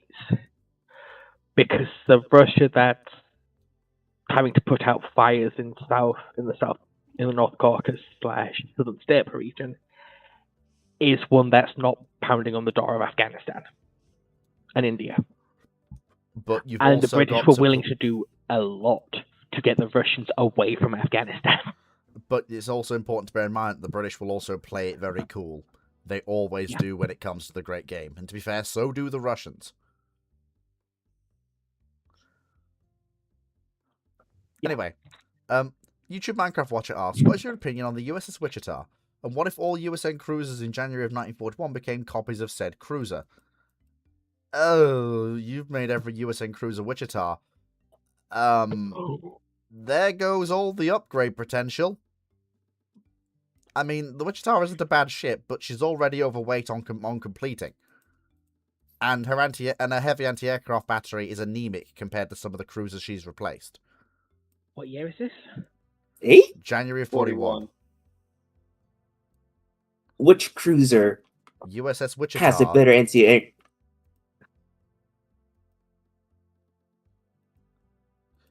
Wichita only has... Wichita has the 9 8-inch guns, Yeah, her the heavy... 8 5-inch guns, and the 24 for the 4x4 and 4x2, both as 40 mils and 18 Elegants. Yeah, the problem is those single 5-inch mounts, whereas she has 6... She has... If I can get a good picture of her. Yes, but which cruisers is she replacing? All of Think them. about it. Yeah, think about it. The big issue, she's replacing the Baltimores, isn't she? She's replacing the Baltimore. None of the Baltimore- None of the Baltimore's is out yet. So yeah, I thought it's they were the out problem, by your problem is it's the Brooklyns. It's the Brooklyns and the Clevelands and Yeah. Because it also means you're replacing all your lights as well. to be fair though, Yes, that's not but- such a problem. That's not such a problem. At least in the case of the Omahas, but yeah. No, it's not a problem. Like, we're talking about, this is the period where the heavy... Bear in mind, the heavy cruiser is an artificial creation of Second London. These ships can absolutely do pretty much all the roles required of them by the USN. None of the Cleveland's is out yet. But they would be replacing the Atlantas. Even so, And the Atlantas do play a very specific role that I don't think Yeah. I could do. they're supposed to, but in the end, they never end up actually fulfilling that role. Are we? The Atlantas are used. No, none of the primarily as, Atlantis like- are out yet. No, but I thought in 41, Atlanta herself finishes. No. It's like she's finishing in September 41. She launched September 6th of 41. When that gets Commission out, 24th of 41, December 41. Okay, so There is no newer cruiser than the Wichita that the Wichita herself is replacing.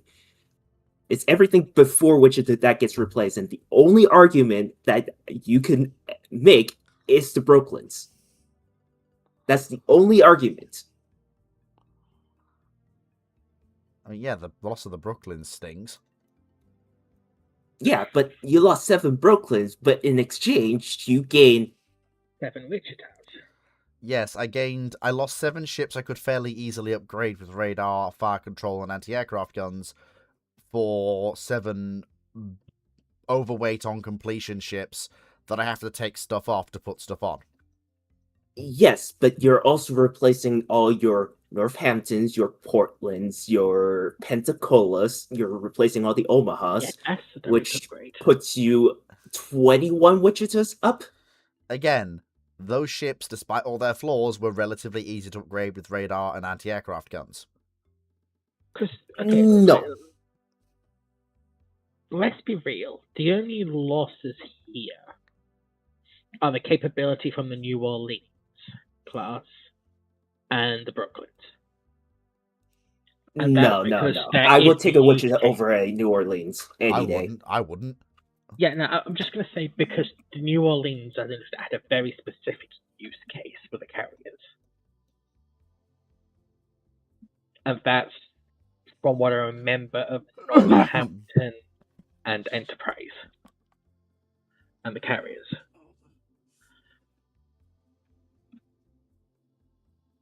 Aside from the Brooklyns and the Northamptons, you haven't lost, you've gained capability.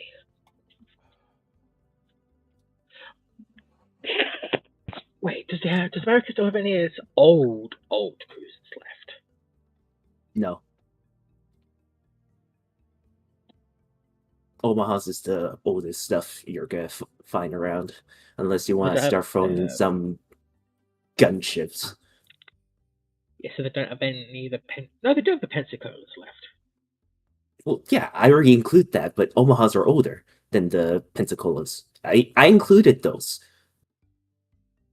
You got 2 Pensacola's, 2 Portlands, and then 6 6 Northamptons. That's 10 heavy cruisers already. You add in 7 more New Orleans, 10 Omahas, and 7 Brooklyns.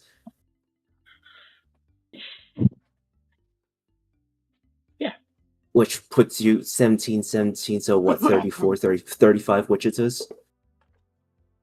That's the force you can fight the war with. The cruisers. That is, yeah, that's what I'm saying. It's a massive force. The massive bump in capability is ridiculous, and you're not really losing too much from the New Orleans. And that's why I said the only argument you could make is the Brooklyns from its massive 6-inch firepower. Yeah.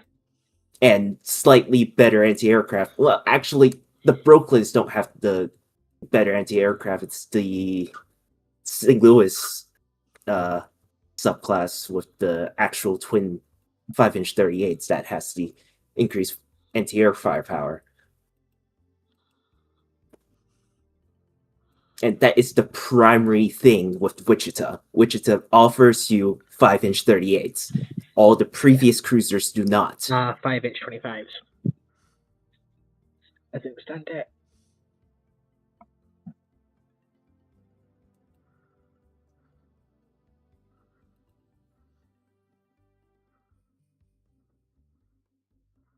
Yep, so next question, Fleet.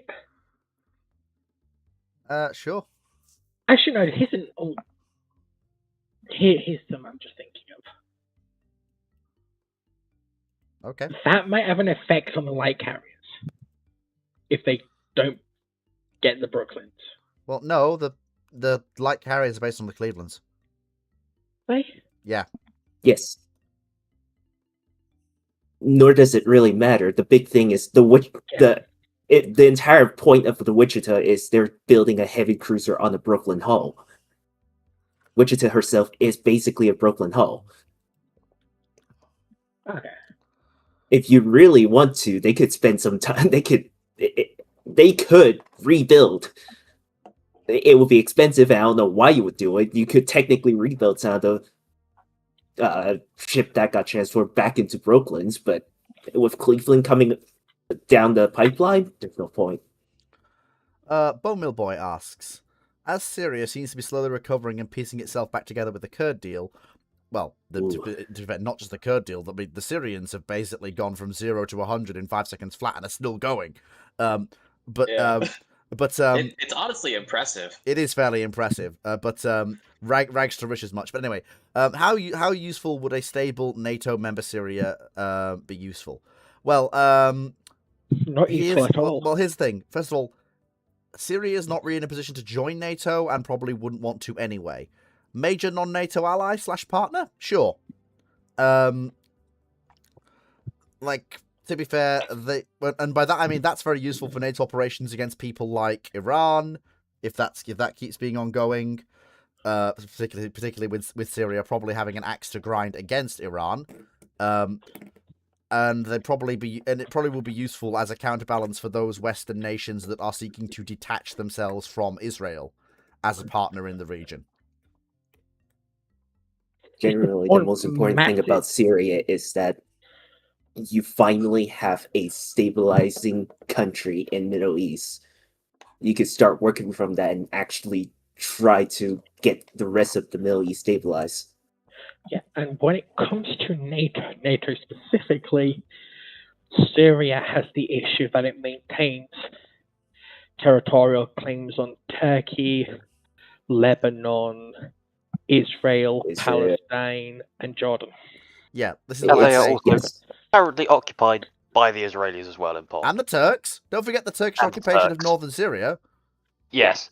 So, yeah, they're not joining NATO anytime soon. But then again, like I say, they probably wouldn't seek to join NATO anyway. They're probably going to look to slot into a niche of a major Western allied nation. Close partnership with the West rather than... Part of the alliance, yeah. And it would be a very useful thing for NATO. And the West generally. And when I'm going to make a specific point, and I hope we don't dwell on too much, is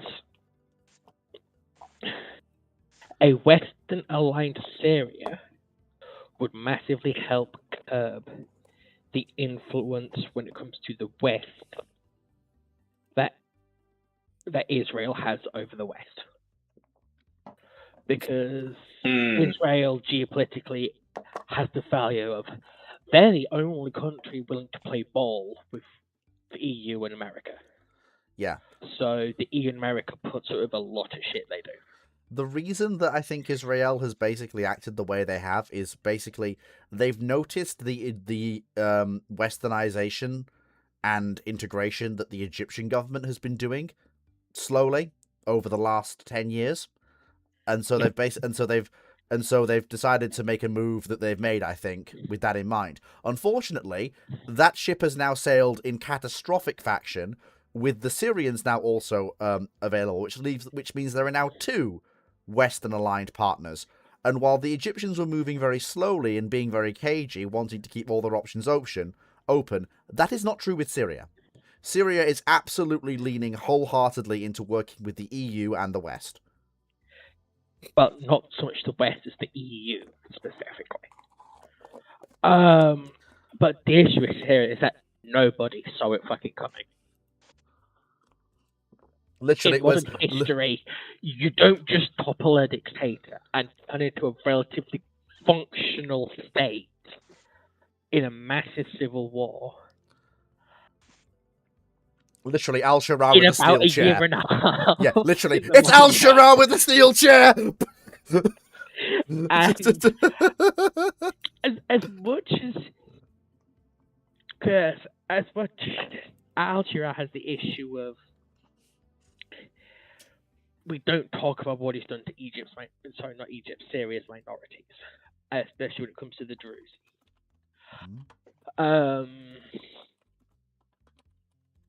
Yeah. Nobody saw it coming, and if the EU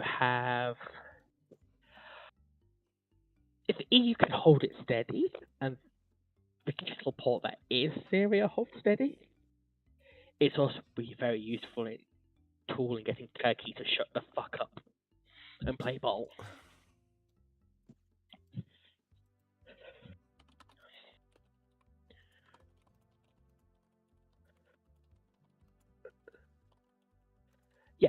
Yes, as Chancellor La Flotia de Oceano said, Syria is a reality stranger than fiction situation. it's almost like for focus tree level situation. Literally, Assad forgot to do his decision mini games, forgot to stabilize his Yeah. country, got the super event, flee to Moscow. Just fought my soldiers after just fighting a civil war. We are now on our way to form the Neo-Babylonian Empire. I'm sure a lot of you have seen Perun's video on the biggest winners and losers of 2025, and he was absolutely right to pick Syria as the winner. Like, for a nation coming out of the civil war they've come out of to restore ties with one of the world's superpowers, especially when it's led by as interesting a leader as it is, to shut down to such a level they wipe 60% of the trade off the regional market, a drug trade that was supported by the previous government, and to do so in less than 6 months, to raise their credit score by 2 figures. All of these things, to do one of them after a civil war would be unheard of. They've done all of them.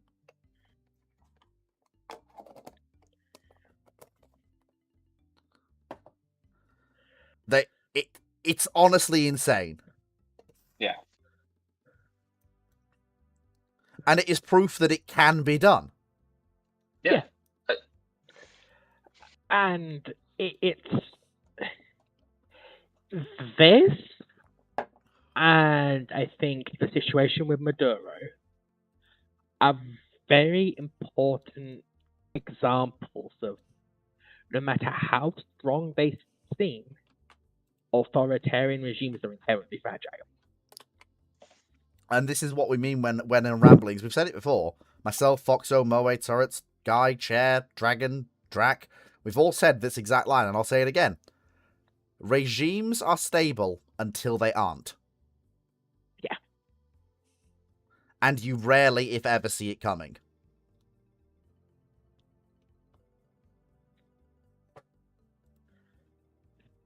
I don't think I've said that before, but I guess I'll say it now. Regimes are stable until they aren't.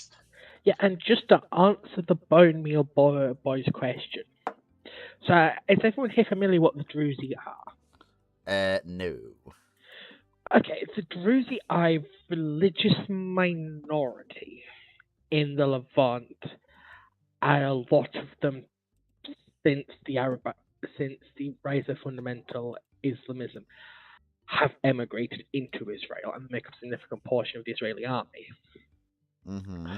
Are a religious minority that aren't Muslim and aren't Christian. They have a lot in common with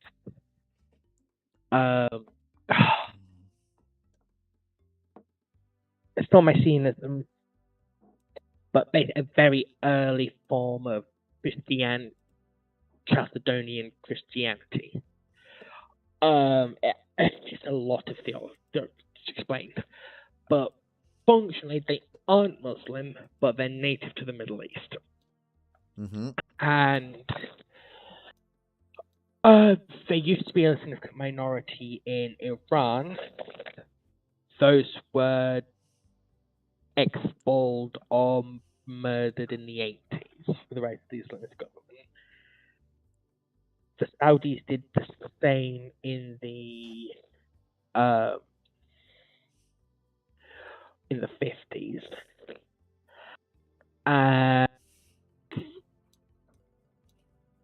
One of the current features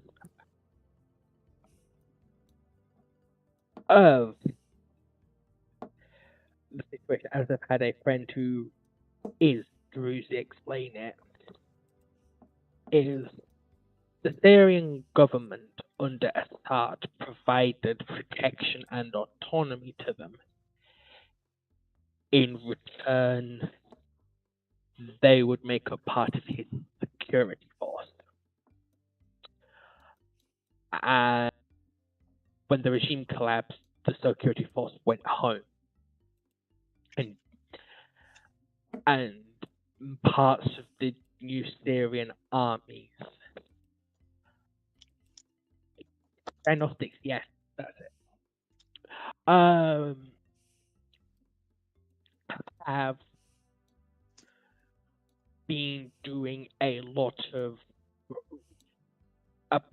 reprisal killings and expulsions of Druzi who have lived there for literally thousands of years, because they live in a lot of the Syrian highlands. And yeah,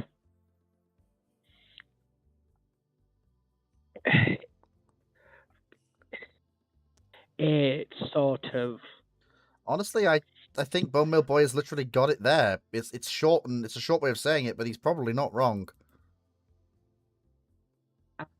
well, the Druzi come in specifically because so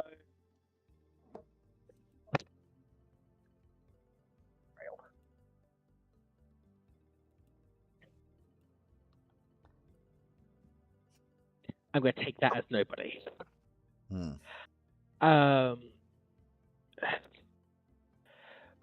And so basically, you read that after the Arab-Israeli War of 1946, The both original. Iran, Egypt, and Turkey, and a bunch of the other states performed a pogrom on their Jewish populations, Yes, they which did. would flee into Israel and now make up the majority of Israel's population.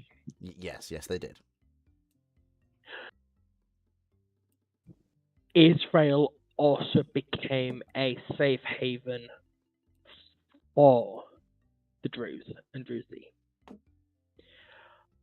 And this has created a lot of issues between Israel and Syria, as when the Arab republics of the 70s did something similar to what's happening now. And because the Druze make up a large minority of Israel's army, and our security forces, there's a very strong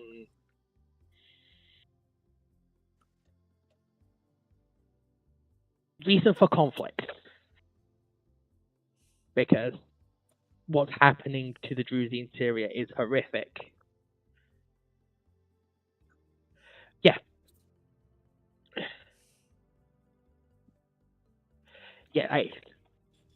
The Druze situation is complicated and horrible, and is further adding fuel to the fire. Yes. Yeah.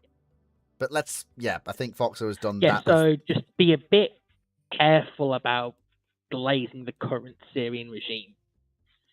Because as much good as they're doing a hell of a lot of bad.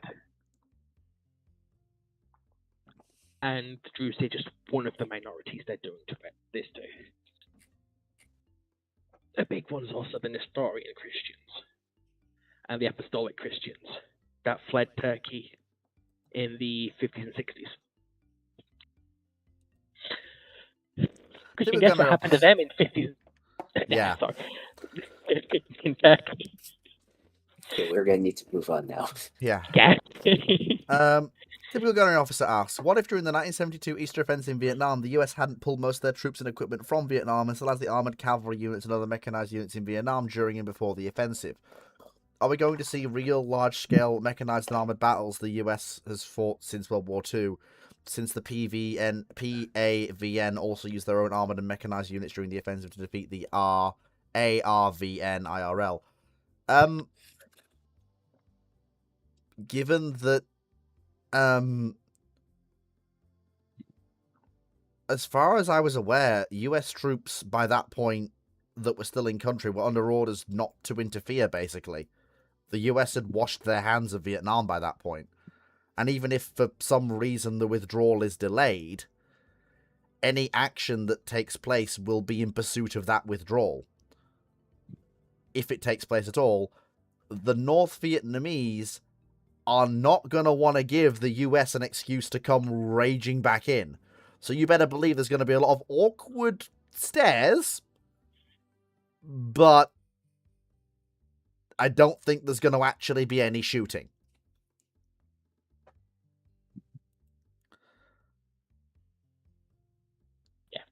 the North Vietnamese don't want to give the Americans an excuse. Like, thing is, the US, yes, the US did send helicopters with ATGMs to attack the tank columns, but here's the thing. That was kind of a symbolic gesture, but it was also a symbolic gesture that the North Vietnamese were more than happy to just accept happening, because it wasn't going to meaningfully tip the scales of what was happening. Far better to let the US get their symbolic, hey guys, we helped in, than, shoot back and try and upset the whole plan to unify Vietnam, finally, after fucking decades.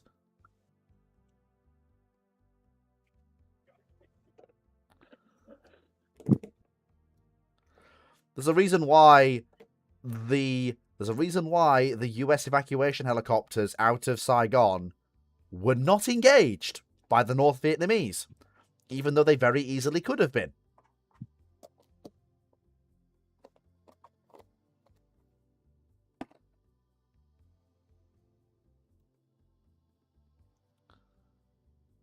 I don't think you are going to see major armoured clashes. No. Does anyone else have anything they want to add to that?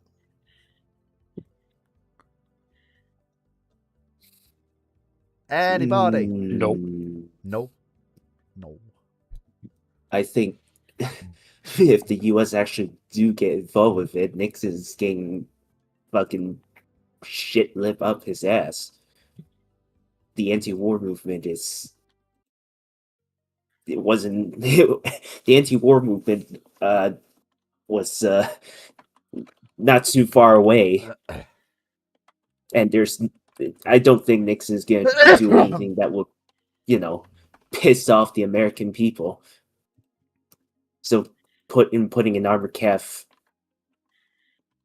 regiment into direct combat is that's just asking for trouble back home.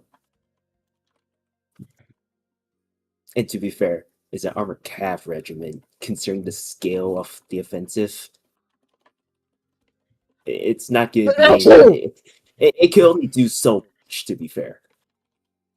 Yeah, it's very much going to be one of those cases of the only way to get the armored cav involved is to start shooting at the armored cav. And that's not something the North Vietnamese are going to start doing.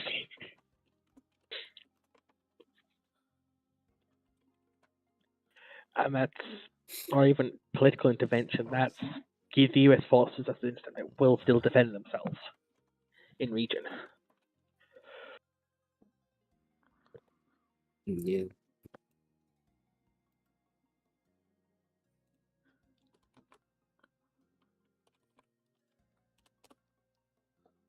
Pretty much, generally speaking, it's not going to Thank you. change much. Thank you, chaps, for the blessing. I needed Considering it. It's mostly the South Vietnamese divisions that really broke under the weight of the assault. So Their heart wasn't in it, to be fair, quite frankly. Like, the South Vietnamese population and the army, apart from the hardliners, had been stripped of its will to fight for about half a decade by that point. Yeah, just don't forget, Vietnam has been at war for a really long time by that stage.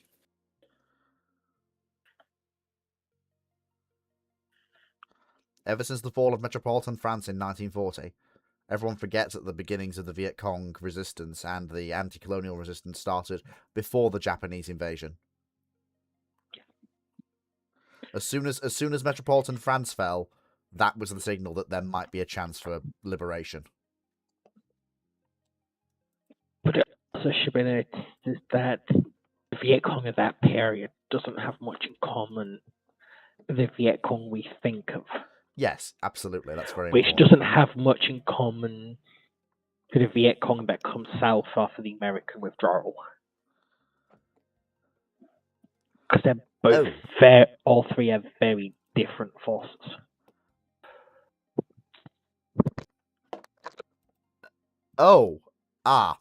I didn't realize that. Okay, the previous question on Syria was actually two-parter. It was how useful a NATO-aligned Syria would be in 1950, 1980, and 2020. well, to very, very, very, very, very, very, very quickly make a long story slightly less long. In 1950, it's Israel. not really that useful. In 1980, it's not really that useful. From you have to remember, Turkey is right there as the bulwark of NATO against Soviet expansion south and Russian expansion south. It's the reason why we tolerate their existence and their constant fuckery. Because, like it or not, they do still have one of the largest militaries and a large domestic industry to support that military. They are one of the few people who we could arguably expect to say, go fight Russia and not die in an actual slugging match. And especially in the 50s, you've still got the British possessions in the Middle East, which means you don't need Syria. Because you've still got the air bases and the Suez fucking Canal, and Cyprus, and Malta, and Kuwait, and the Gulf states, and Iran. Because Iran is basically run by BP in the 50s.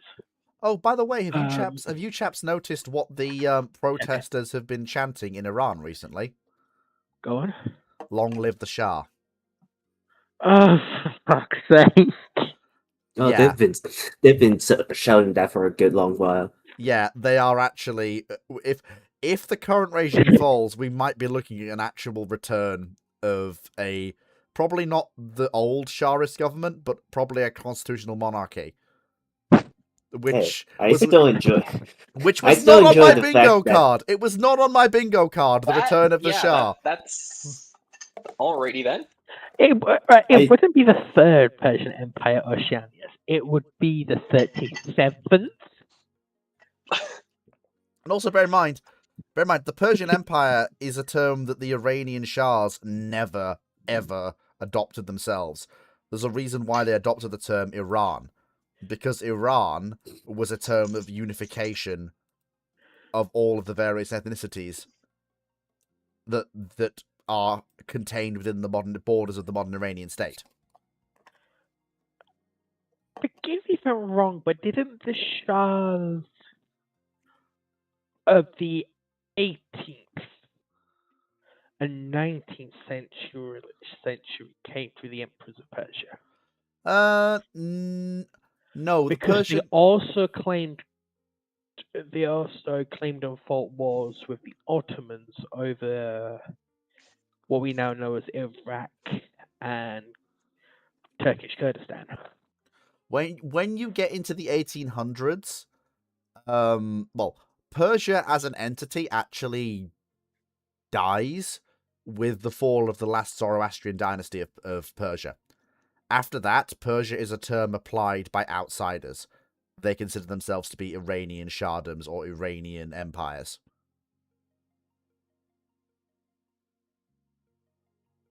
Persia is a term applied by outsiders looking in.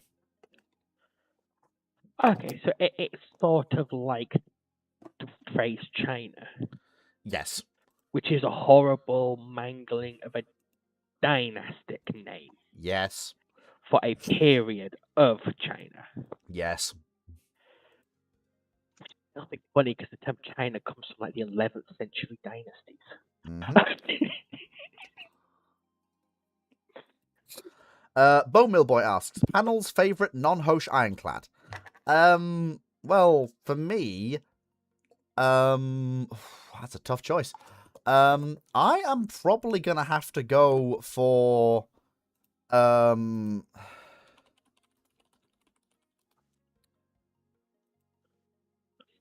probably gonna have to go for the relatively unknown, large Dutch turret ship, Koning de Nederlanden. I think I've pronounced that right. I'll go to my friendly neighborhood Dutchman. Koningen de Nederlanden, I think, is how you pronounce that. They're pretty well fleet. She is the closest thing to a proper capital ship the Dutch Navy ever possessed. And no wars actually started. around her existence. She's a very handsome modern turret ship. I mean, as you can see from the photograph I've put in Ramblings, and I'll actually save this image to bring up on the stream. She is a very, very, very handsome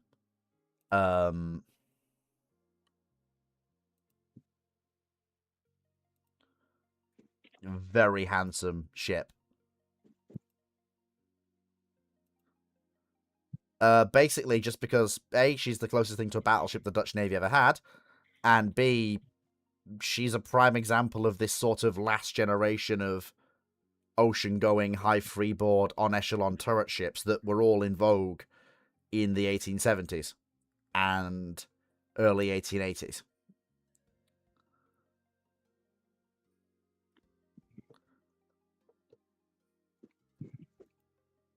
All right. Hmm. It's pretty clear at this point. I have a love for weird experimental one-off ships that don't always work. You know this is coming. It's HMS Captain. She is objectively terrible. I don't care. I like weird, wacky one-off designs that don't always work. And Captain is sort of the epitome of that. I fully acknowledge how terrible it is, but that's exactly why I like it.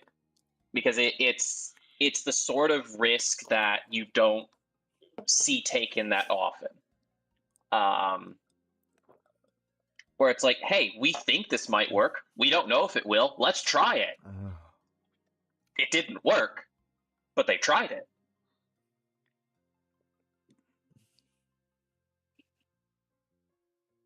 And that's something I wish was done more. Just weird, wacky one-offs. Okay, Just to try something. just to check, which definition of the ironclads are we using? Presumably the traditional one. question, actually. Anything up to let's just say anything up to the 1890s. I mean, what? I mean, are we going for the specific ironclad, as in the capital ships, or any early ironclad? I would vessels? say. So would stuff like the armored frigates count? What do you mean the armored frigates? Yeah, go for it. Yes, stuff like Warrior, Defense, Hector. Those are capital ships. Those are ironclad capital ships. Yeah. So yes, they would absolutely They're count. frigates. No, they're ironclad capital ships. They're broadside ironclads.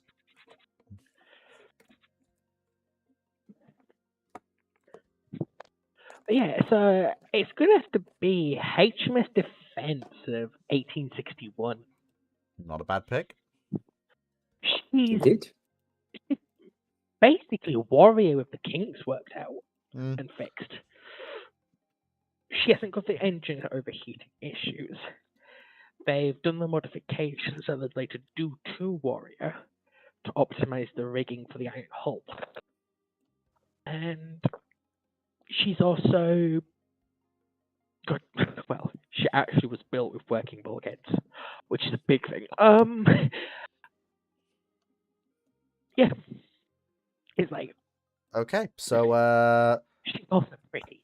Also, okay, bit of a nerd out. Warrior was built teeny with tiny masts. nerd out. A teeny tiny Warriors nerd will out. be masts that were originally which were designed, and the timber was specified for ships of the line, right? HMS Defense masts were originally supposed to go to a large four-mast clipper for the Crimean War. Period. Clipper. Mm-hmm. And they were, when the ship Build 4 got cancelled and the mast had still been built, they put those masts with that set of rigging on HMS Defense. And through it figured out that the rigging and sail setup associated with clippers at 3 and 4 masts was more efficient than the same setup that Warrior had from a third rate.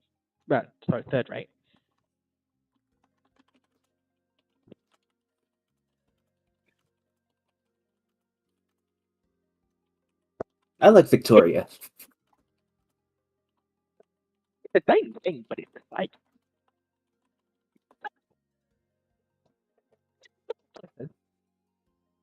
I would own a clipper if I could, Where would you get and the then I crew? would.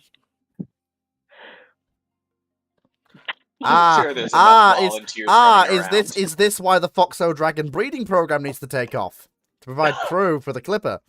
That has to be out of hand. But no comment.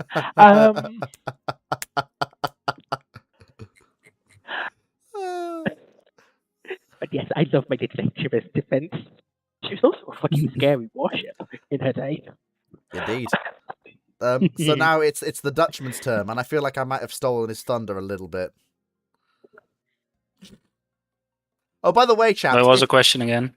my favorite non-Hosh ironclad. Oh, by the way, everybody, just very quickly, I have changed it. The Fleetisms and Community Quotes channel is now open to anyone to add quotes into. If you think anything said by anybody is funny, please be sure to put it into the Fleetisms and Community Quotes channel, since now anyone can put quotes in there. Anyway, carry on, Guy. No.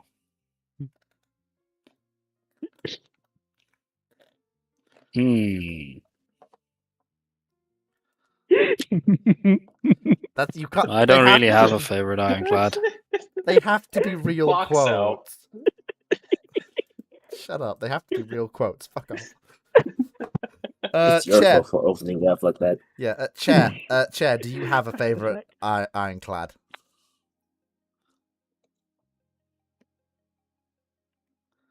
Chair, the man, the myth, the legend. Oh, sorry, I was muted there. I am tossing up here between Inflexible and Termeraire. That's going to the quotes channel. Is it? Okay. Apparently. Because Termeraire still looks like your proper.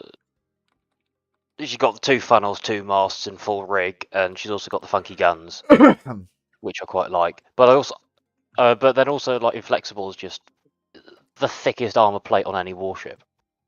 Yeah, Yes, okay, a lot of it's wood, but still. and also I don't know what it is. I just really love just ludicrously large muzzle loading guns. So yeah, 16-inch muzzle loaders are funny. Mhm. I Yeah. love them. Just don't double load them. Whatever you do. Absolutely No double load. promises. I want beyond visual range gun battles in the They 88. they tried do that. not It care. caused the guns to explode. Just build them bigger. I'm sure Armstrong is capable of it. We are not putting 17.7-inch guns on our capital ships. Yes, we The are. Italians did.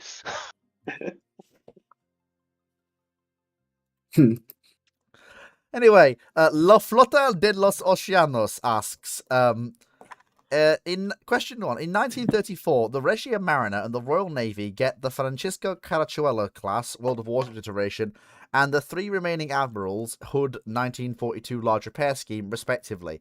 How does this affect the naval construction programs of these 2 navies?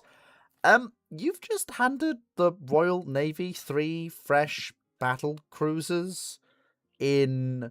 well, first of all, these are 3 fresh battle cruisers with technology from the future, Yeah. and you've just given the Italians another 28 knot 15-inch armed capital ship on top of the things they're already planning to build.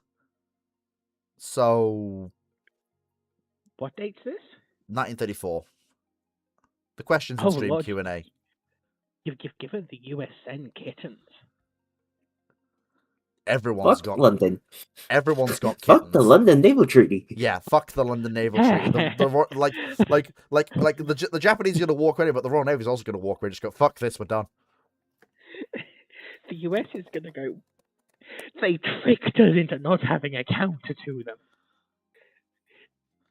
Oh, the Italians get all of the Francisco Carachuelos. Oh, okay. Well, in that case, then you're not getting the rebuilds of the 12-inch ships. They're going into deep reserve. You're probably not, and They're also getting rid of. no, they're probably going to go into reserve because bear in mind at this point the Italians are still dragging around a bloody old armored cruiser as a training ship, so they're probably going to keep their older battleships in reserve.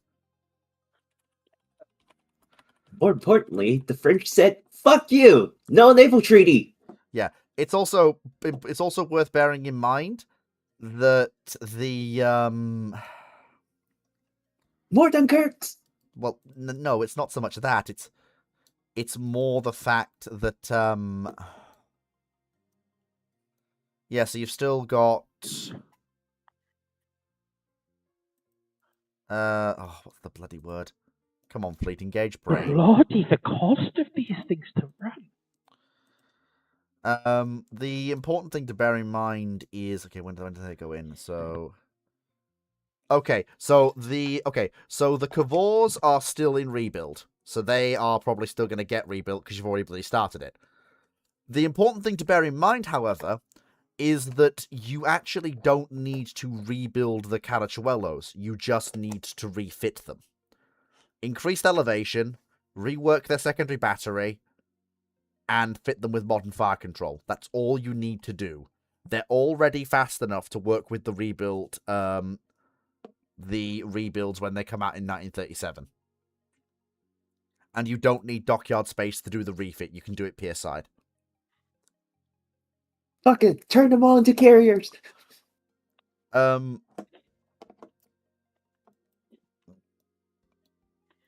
don't think you will see carriers because the Regia Aeronautica will stamp its feet, and Joke.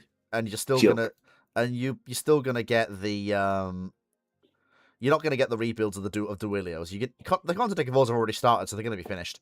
Because again, money has already been paid. There is no point to stop.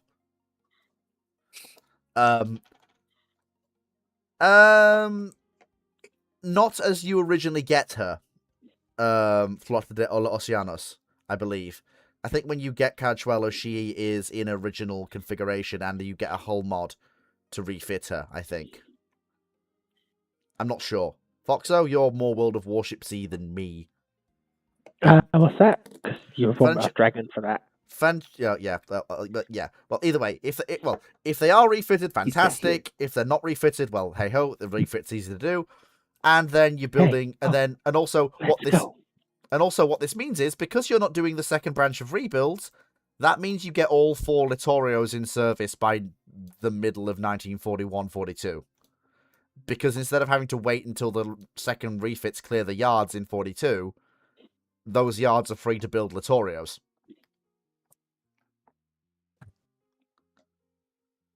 So that means you have 8 capital ships with 15-inch guns, 4 of which can break 30 knots, 4 of which can do 28 knots, and then you've got 2 ships with 12.6-inch guns. And the entire fleet can break 26 knots. Which basically means you cannot send the QEs into the Med. They are not fast enough. I'm sorry, but this is why like, do you care? You have like- 4 hoods now. Yeah, no, like- you have 3 hoods and 1 that needs a rebuild really desperately. Yeah, but Yeah, you've got Hood- 3 admirals. Yeah, but Hood you- stuff is getting chucked in a dockyard immediately. Yeah, so you've got 3 Yeah. admirals, and they're the revised admirals. So, for those who don't know, Hood has significant issues because her hull is built to the pre-revision standards, but she has the armor scheme of the post-revision standards, which is why she has the issue she does. The revised standard also calls for the other 3 to have their hulls be reinforced and built to a higher standard, which means that you're less looking at 3 more hoods running around as you're looking at 3 primitive vanguards running around with a 12-inch belt. So without the radars and the dual-purpose guns, but a lot of the same hull work and the armor belt backing. So every job that's not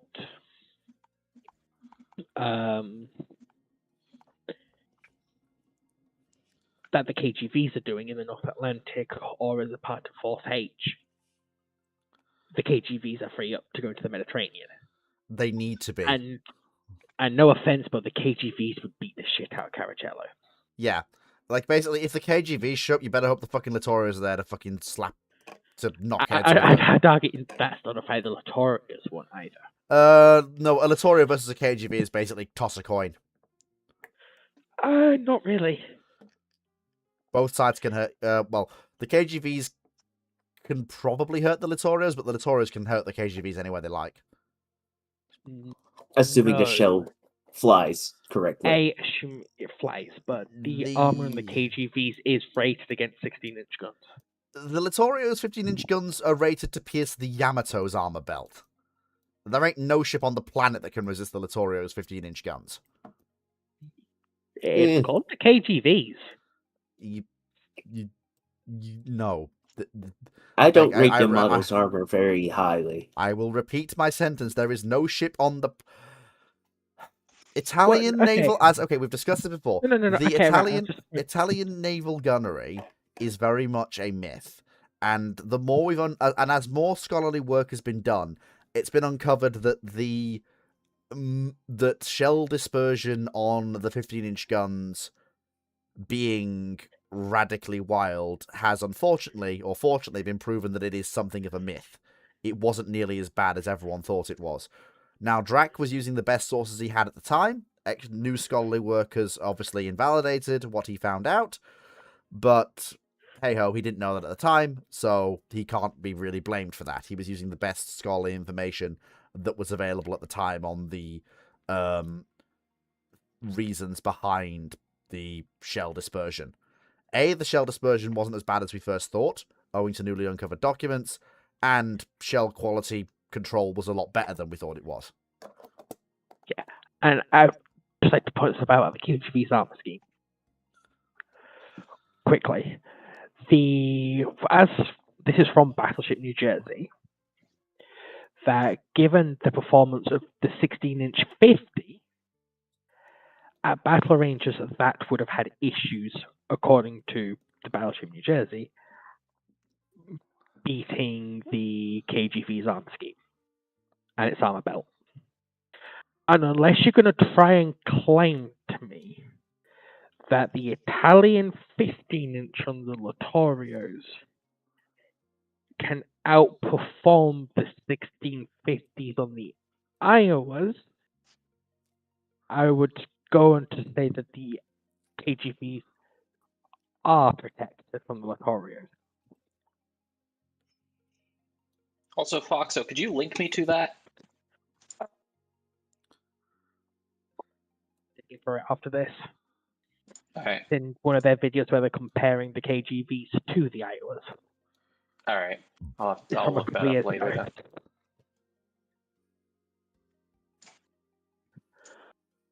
Then. I trust KGV's armor scheme. I don't trust Yamato's armor scheme. Anyway, Yeah. but anyway, the Littorios are such a threat that you do have to commit modern capital ships if you're getting 4 of them in addition to 4 Francesco Carachuelos. Like, Which is and perfectly fine. KGVs are there. but the problem is that's 8. If the problem we've got is that if the Italians, it's going to depend on how many capital ships the Germans keep tied down in Northern Europe and how that goes with, obviously, because we've no idea what will happen around the Norwegian campaign. Because if you've got those battle cruisers running around, do Shaunust and Gneisenau punch their ticket in the Norwegian campaign? Instead of running into Renowned, they run into 2 modernized hoods and get their shit rocked. And at that point, is the German capital ship threat over before we go? We don't know. Like, Yeah. But I'm willing to bet on it. But either way, the point I'm making is that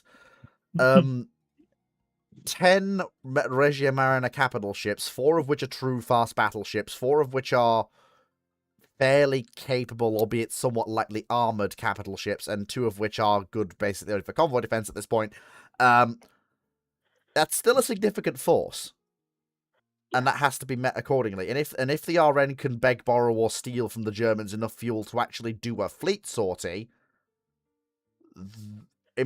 probably which would probably be to cover the movement of the Africa Corps in totality, rather than doing it piecemeal, or the movement of entire divisions in totality rather than doing them piecemeal.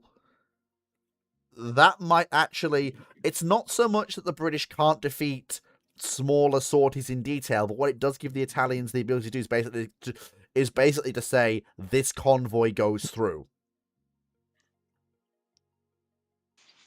On occasion. Unless the Royal Navy said, fuck it, Taranto, full scale.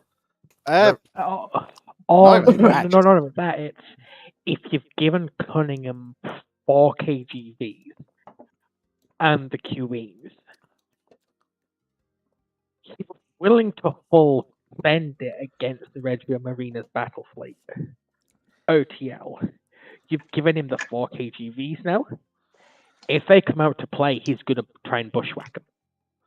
That'll be an It's interesting Cunningham we're fight. talking about. That would be an interesting fight. And I agree It'll be a with you, proper the battle line fight. The R-Class probably gets sent. Honestly, The R-Class gets sent. But no, QEs honestly, probably stick around. I would say that if you're looking at Cunningham's fleet in the Med, I think I know what he's going to have. Given the threat he's dealing with, given what he's up against, and given that you've got the fast capital ships in the form of, given the rebuild slots available in the mid-30s for the British, you're going to have Hood, Renown, and Repulse go in as the 3 that get rebuilt, heavily rebuilt, as the first slot, which means you're going to have 6 fast capital ships, 3 full-on admirals, Hood, Renown, and Repulse. That's more than enough, and in fact, that's actually what you want to blockade the German heavy units in. That's what you want, and at that point, and can I finish? Yeah. And at that point, I would say Nelson and Rodney go Med. And go to Cunningham. Also, what do the KGs look like in this scenario? Because I don't think they're getting stuck with 14 inches. They're already locked in with 14 inch. Yeah, unfortunately, that was an agreement that was made by it was basically the first. Was it Washington? No. It was an agreement made by because the thing is the KGVs were locked into 14 inch before Second London. It was an agreement made by I forget. German. Yeah, I forget who made the agreement, but it's basically, would you fuck... Yeah, but there was also an agreement made, even aside from Anglo-German, which was like, I think it was either the Second Sea Lord or something, basically going, if I let you have 14-inch guns, will you fuck off from touching any more of my ships? Yeah. I also, going into what you were saying there, I don't think you see Repulse modernized fully. I don't... it's going to Actually, sound why? heretical. Well, let me finish Foxo first. Repulse had her refit in 26, right? Whereas Renown had it. Renown had already finished hers then. But then Renown had another one in 31. So the slots were already taken by this point to get Repulse put in. Repulse was not considered as worthwhile to do so. Because Renown only gets what she did because in the 20s she's a problem child and suffers from a minor case of a emo machine spirit. She just didn't want to work. Plus, then also Renown had another reason why it was looked at was Renown rammed Hood. Yes. In 35. Renown gets rebuilt because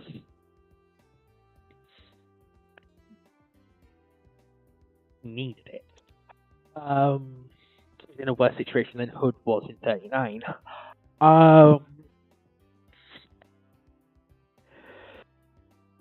and Repulse. Because, right, the big issue here with Renown and Repulse is they exist because the Royal Navy knew they were a placeholder for the admirals and the ships battlecruisers that come after the admirals, right? They were placeholders based off the R class.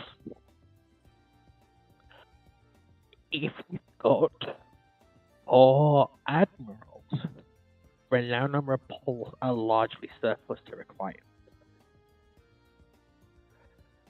Because Hood, Hawk, it was Hood, Hawk, it's what's one of the KGV names? Anson, that's it. And the 4th one. Ow. So- Oh, yes, it was Howe. Yeah, so Anson and Howe were 4th and 5th, but I forget which way around it was. Third was Duke of York. Yeah, but it was Anson and Howe were also as names put for the third and second the admirals. of admirals. Because Howe and Anson were admirals. in the day. Anson was 4th, Howe was 5th, but technically speaking, it's arbitrary because they were both ordered the exact same day. They were in the same order, effectively. That was sent to different yards. It's easy. Which one came out first? If the Royal Navy gets That would be Anson. to There we 3 go. more admirals, which is painful to say, but do you see Renown actually getting the work she needs? Now, yes, because they would want to. Because while she was repaired in Gibraltar, they would probably want to do a proper work there, and also it's because of the work on board Warspite why they do Renown. So if Warspite's still being done, Renown's probably still going to be done. Yeah, because the issue Because is it's either that, because the other thing. I'm sorry. Go on. I was going to say, if they don't do because my thoughts is Anson, oh not Anson, sorry. If they don't do one of them, they'll do another battleship. Oh, by the way, I'm sorry to Because- interrupt. no, right, I have news quickly. I need to make a quick announcement. So, surprising thing that I hadn't actually planned for, but things have worked out. So, the surprise news: Fleet's going on a trip tomorrow. If anyone is in the York area, I will be at the National Railway Museum tomorrow. So if anyone wants to come and find Fleet, I am at York Railway Yo. Museum tomorrow. I wish I could, but that's expensive. No, it's a Do short. you know how it's a- expensive? how I need to expensive go it get is- my medical It certificate is. tomorrow. It is a short notice thing, but it is just Fleet is out and about tomorrow. I will be at York Railway Museum during probably most of the day. So if See, anyone if you wants had to come and find If you me, had just mentioned this like yesterday. well, I wasn't Or like a going week yesterday. I wasn't going yet. This is very much a spur of the moment thing. That's just everything has worked out to allow it to happen. Right, so just to get this straight, I need to tell my Monton on combat,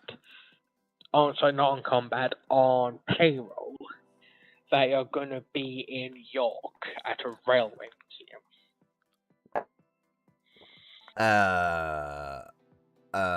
What? Is it Monton or is it Moragtong? Morag Dragon. Tong. Moragtong. Actually, it'll be about 30 quid, which I could probably do, but still. You're doing it. Hmm? You're seeing Fleet. What?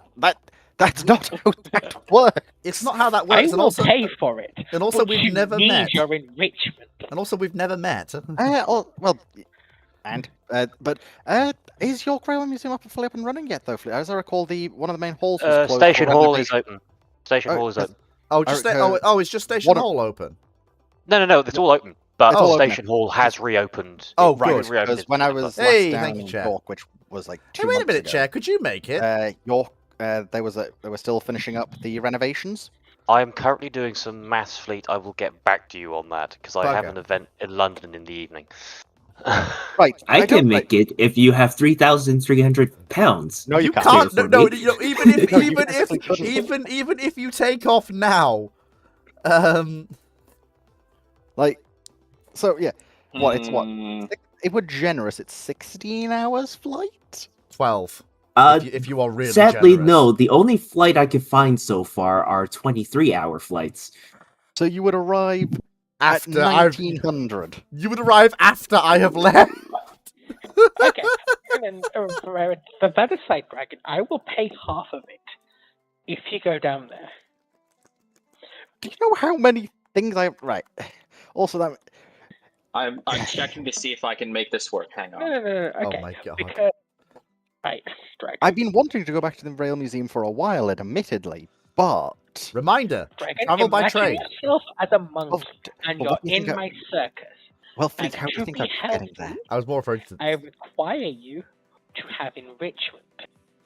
I just. Interacting with Fleet will be your enrichment. I think the waifu is giving you your marching orders, Dragon. Besides, it'll be good for the Foxo Dragon breeding program. Somebody has to crew the clipper.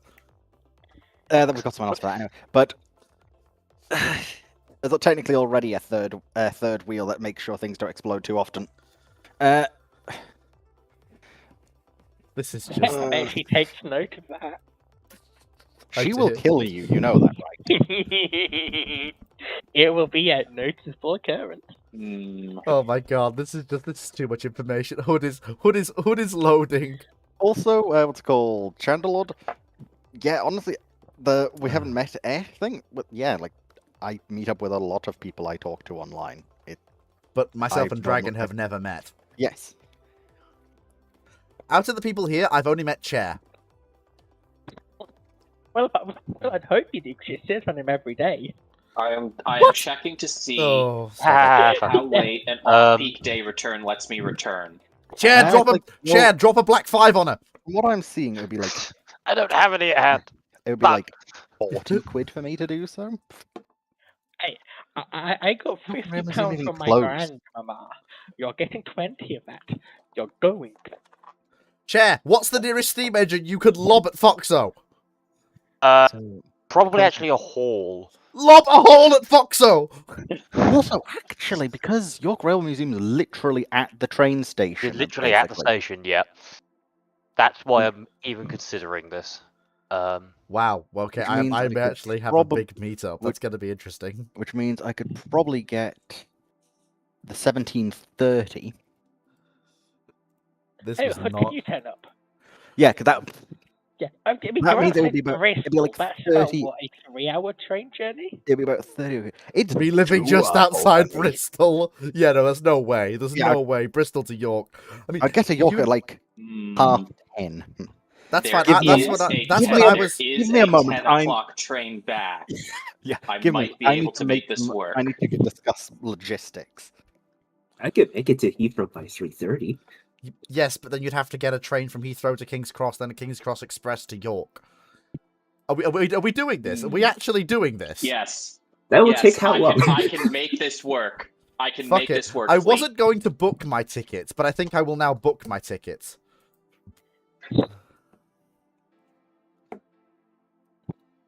My point about the Admirals, quickly. Yeah, go on. How keep going. early Yes. will you get there, Fleet? I'm planning to get there no earlier than 10 o'clock, no later than 11. Okay, because And I'm also, probably have to- Anyone in Fleet fan base, I will pay you about $25 to go in there with the Arabic special vest I bought. Stop it. Do not make jokes about that. That is not funny. Anyway. I was going to book my tickets. Anyway, Actually, I'm To going to the- go to on the the... Admirals. The Admirals will be returning in their 1921 fit. So they'll need a 21. rebuild. So will Francesco Caracolia. Right. Because the Admirals, these are the revised designs, have the 6-inch turrets on them. And they're not dual purpose 6-inch. So the 3 admirals will need work, even if it is just to replace a 6-inch turret with 4.5. They'll be, or be 5.25. Do you think? Why are you saying that admirals will be coming in the 21 fit? Yeah, Wait, because Hang on, it's that cheap? Yeah, it is. wait, no, so The question, yeah, the question clearly states 42. Wait, oh no, so sorry, I was mixing up because I thought he meant that was also coming in their rebuilt scheme. That's what I thought he meant as well. Yeah. He said 42. He did say, yeah, he said 42 rebuild. Basically, Wait, what hold Hood on, Because hold on. the Admirals didn't get a 42 rebuild. Oh, we changed. No, they oh. didn't. But Oh, he's basically dropped. He basically just dropped a post theoretical Hood rebuild into 1934. Okay, why the fuck is it only £15 to York from London? Wait a minute, why are you in London? Because that's where I go to university now. Oh, I'm sorry. fair enough. That's fine. I mean, Yeah. I mean, that guarantees you a nice fast run. I get the I've 8 got a o'clock direct off link King's to York Cross. as well, actually. If I funnily get the 8 enough, o'clock off and- King's Cross. Apologies, Ramblings audience. This was not my Sorry, intention to turn yeah. this into a. But I guess, I mean, I suppose it's in the service of a channel goal. So, Your fault. sure. I mean, All right, I have tickets. okay. I guess we're doing this. All right. I guess we're all. Okay, Okay, I'm gonna have to bring my dinner jacket, but I don't care. I can put that in a locker at the museum. Fuck it. You know what? Sorry, I'm coming. I'm coming in my fucking dinner jacket. My No, I'm not going to nice be shirt. wearing my dinner jacket. I am bringing my fucking jacket. All my fucking good jackets are back in America. I I'll have to suppose. figure out where to get I changed. also, by the way, I am in the process of booking a. I'm in the process of booking a any day return. So if anyone does want to, drag me to a bar for a few drinks, I just have to be in London by 6. I got the off-peak return, so sure. What's this? Sorry? this is not part of my plan. If someone Too can bad. acquisition a Concorde for me, I could make it. Now, technically, I'm not is a in couple Bristol. there are technically a couple that are still airworthy, just don't have flying licenses at the moment. Evidently. Really? Yeah, Wait, you especially what? considering you Who- definitely who's would gonna be able to catch fly them over anywhere continental. Actually, you But can. who's going to stop you? Who's you- going to stop you? You actually can. True. Like, I'm sorry. You're Uh, fast enough to leave an F-15, F-16, No, there's actually and they. you're not a MiG-23 in the dust. I remember reading recently they repealed the supersonic air flight over. Did they? Yeah, Really? Finally. Why? reasons But the sonic booms. don't. I mean, were does it proven to not matter? really do that Wouldn't- much. But Wouldn't but logically my flight path be over the Arctic? they- Where are you coming from? Japan. Tokyo, obviously. Oh. Do you see why my way was saying about the Concorde bit? Yeah. Yeah, I tried a 787. It's telling me I will arrive at Heathrow at 3:30. So Wait, no. Okay, in a Concorde from Japan, you could do something really thematic and head west in the morning from the land of the rising sun as the sun rises behind you. Wait, does the sun Okay, rise so in I'd the have west? to. So I'd have to get on that Rises train. in the east, sets in the Oh, west. hang on. sunrise. Okay, is- I Okay, drive? so you'd have to go across America, and I'm sure the Americans Definitely are not confirming doing fleet. fuck over America. As in York on the 20th of January. Yes, York on the 20th of January, tomorrow. Yes. I will probably be getting in around fuck is it? 11:15ish, according to this. Oh, okay. It's £15 one way. That makes more sense. Yeah, for me it's like 38 quid. Yeah, is it's I cool. cool. got a Cool. 24 quid return, so That's fine, And too. you know what? Just because I am paranoid and almost every single time I take a train something goes wrong, travel insurance. I was tempted to drive, but no, I'm actually going to be. I'm going to take public transport so I can drink on the way in and drink on the way out and drink generally. Yippee! Good man. Hang on, why is the... Oh, okay, that one's quicker. But like the Great Central is like one of the quicker ones. Why are the event? I don't care. You do People on really- YouTube, you- huh? It's all right. Look, I decided that I was tweed jacket. I don't have a tweed jacket. First and foremost, that was a lie made up to fool Foxo and Dragon. No, we were sent. Are you pictures really in a sure tweed about that? jacket with a You black were cap. sent pictures.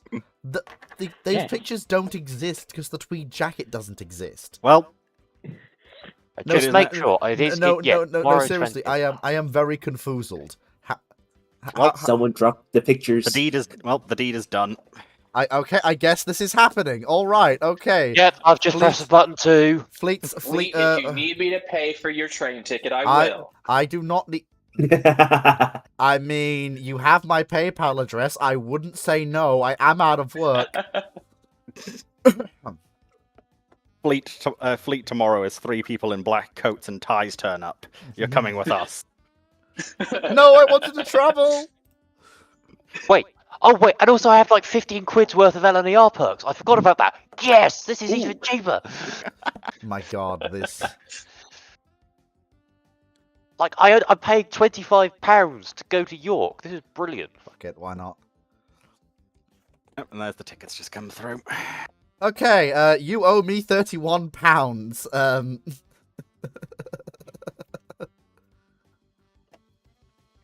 Sure.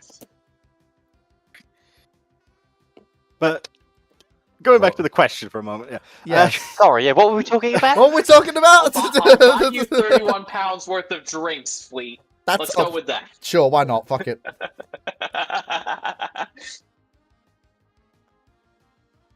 Anyway, carry on. Foxo, keep But- talking about the admirals.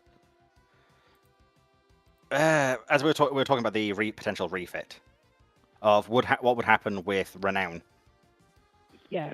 and it's Repulse. just- Would she get fully done? I'm just looking at the original question. Questiones. Signore, si signore. Okay, Fleet, please do us a question. When you say revised admirals, if it's referring to the HUD rebuilds from the post rebuilds, can you say HUD's rebuilds? Because the revised admirals is a different ship entirely. Why are you talking to me? I didn't ask the Because question. you're the one that read out the question, so I'm just going back and check the question. That's what I said. I said The Hood's question larger did than not say. The question clearly said Hood's 1942 repair scheme. Yes, I know, and that's what I said when I read it out. I read it verbatim like I always do. Said the remaining admirals, and it's like, No, Okay, I so said then- no, please. I will. Anyway, I will refer you to the record which exists on the YouTubes. You're I read it- wrong. I read the And question you are verbatim. small. You are a small fan. You with your cannot. visions of grandeur. No, you cannot make me small. This is not. No, Mal. no. Small. It sounds like he's trying to make a bet with me, Dragon. Stop Are you it. thinking what I'm thinking? Fleet internally Anyway, cringing. please continue.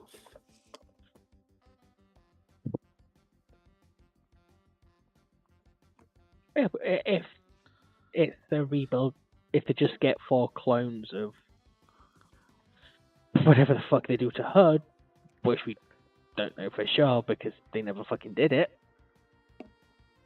Yeah. Admittedly, the Caracolios of warships are okay, but I wouldn't say they're anything great. To be fair, the plans are probably there, so you probably base it off of whatever the plan was. Well, right. I would say for the moment, just assume that they've somehow went right. We've somehow managed to make them basically HUD again. Yes, it's a bit of finagling, but hey, assume they do so somehow. Yeah. And they are later refit into HUD's 1942 plans for refit. The issue is that the proposed rebuilds of HUD, which are we using the WoW's one? Or No, the it's using actual- no. The only one which is World Warships here is the Francesco Caracolio. The actual plan HUD had for 1942 for going into dry dock. They never settled on a concrete plan. Then do we want to say the one which has the catapult, the KGV style secondaries, etc.? The sort of genuinely agreed upon characteristics. The issue is that one of the things that's agreed on is that Hood needs her turrets replaced. So assume then she gets she probably gets new turrets as well, but they're probably still going to be based along the lines of what they are. You're not squirming your way out of this one. I don't know what Hood would look like. Because the Department plan in 1942 is a full engine refresh. And Then she's going to be modernization. scary. Then Yeah, but it's a case of we don't know what her hull will do if you add 60,000 shaft horsepower like they were planning. Vroom vroom. Meep meep, battlecruiser go noom. Also, the What happens getting to an admiral first- hull if you add 60,000 shaft horsepower? We don't know. know. They could even I wanna be find out. scared terrifying ships on the oceans that can outrun anything, including period cruisers and carriers. Or they're single-handedly one of the most useless capital ships the Royal Navy has because their engines keep exploding. We just don't know. All I will say is speed and power. Also, the Tonight Caracol on also- Bottom Gear. the Caracolio is also going to be interesting because the Francesco Caracolio of warships gets 6.6-inch turrets. Excuse me. Tonight on Rambling Gear, Fleet of Oceans once again pretends that Hosh is actually relevant. Foxo builds a battle cruiser that can go faster than the speed of light. Moe creates a flight plan from Japan to the UK, and Dragon once again blows up Malay. You cheeky bastard! You cheeky bastard! Who was that? I thought he genuinely just sort of stopped, but I don't think I actually have the permissions to do that. oh yeah, no. Right, just because Fleet's in charge of the server does not mean you cannot server mute him or disconnect him. However, it does have consequences. Apparently. Yes, but Fleet, Yes, are you but sure you that want was to go? funny. It was Are you funny. sure you want to go through with these consequences? It was. No. Tomorrow he might arrive with what are they called? Forgot the name, but basically sleeper rod. No, it's fine. He We're, can we're, bash you we're over the gonna, head with it. we're gonna. It's fine. It's fine. We're gonna be all right. It's fine. Shall I sharpen the trowel, sir? No, it's mine. It's already sharpened, sir. Anyway, next question. Knight 6831 asks if HMS Orion was built as a 1906 Minotaur class armored cruiser, then what becomes the lead ship of the first class of Royal Navy Super Dreadnought battleships? Probably whatever name was next in Monarchs. line. Monarch. Yeah, Monarch. Yeah, Monarch, which would be very It'll cool. be Monarch, Conqueror, Thunder, and whatever the fourth name it's going to be. Yeah, like Cool. yes, excellent. It Yeah, was with- Sovereign was It- the proposed name for them. To be fair, it probably wouldn't. No. To be fair, knowing them, it probably wouldn't be Monarch. They would I mean, probably yeah, actually. probably. They would probably call it either Conqueror or Thunderer. They'd use that as the class name. Conqueror. Conqueror sounds nice. But No, would that mean well, Super Dreadnoughts just become Conquerors? Because Temeraire is not That's committed probably at not- this point. I don't know if he does like Temeraire. Yeah, sure. Why not? There we go. The Royal Navy did Conquer try and class. call several classes of battleship Temeraire. Good Yeah. way to troll the French. And why? Uh, Temeraire is only the second of a class. And the last one, probably, well, we'll see. This might be the last question. It depends how quickly we get through it. Then we're going to have to ask, what if in late 1944 and early 1945, the US wanting to use the modified B-29, the Silver Plate, to carry the Grand Slam or the Tall Boy to either attempt to destroy Yamato or other IGN ships like what the British did in Europe against German battleships, or even use the bombs to soften up the Japanese island defenses pre-invasion? How effective would these B-29s with the Tall Boy or even Grand Slam be for these purposes above? Do you think it would be a perfect trading mission before the A-bomb missions? First of all, No. the Grand Slam... Why? First of all, the Tall Boy raid on Tirpitz was a one-off, made possible by the unique nature of the target and the position it was in. Secondly, the US has much better means to sink IJN capital ships should it wish to. The US it would be perfectly capable of, in late 44, early 45, after the basically catastrophic destruction of the IJN, to dart in with a carrier raid and just blow the hell up out of whatever IJN port in mainland Japan they wished. In fact, they did once or twice. Like We're they doing did that. historically. Yeah. I'm sorry. I thought I heard level bombing of capital ships. Yeah, but also, quite frankly, again, in terms for softening up Japanese defenses pre-invasion, the B-29s were doing that effectively by removing the Yeah. Japanese nation from existence with excessive amounts of fire. Also, there's yeah, one they're- even bigger issue. Tall boy won't fit.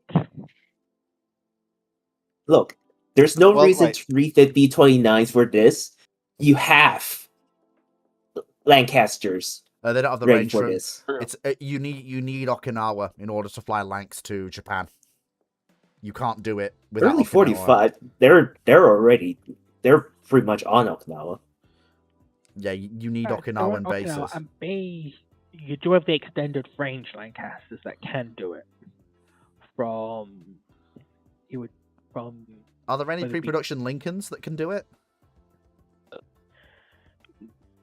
No, but you do have the extended range Lancasters that have 2.5 times the range. Oh, Yeah, but are they capable of carrying? Yeah, that was going to be my question. Yeah. Oh, Oh, really? Yeah, like the Lincoln is Well, then. is literally a bigger Lancaster. Big No, but I- Lancaster. The Yeah. first variant is called Lancaster Mark IV. Yeah. And I,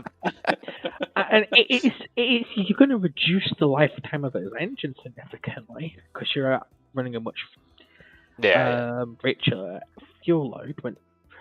But you can do it. yeah. And the issue with Tallboy is that while the What? B-29's got a easily enough carry weight for the Tallboy bomb, And the the length is Tallboy right. bombs is a really bad. The Tallboy's the wrong shape for the bomb bay, Yeah. The and you're reworking the entire bomb bay for it. The 29 has the length, it does not have the depth or the width.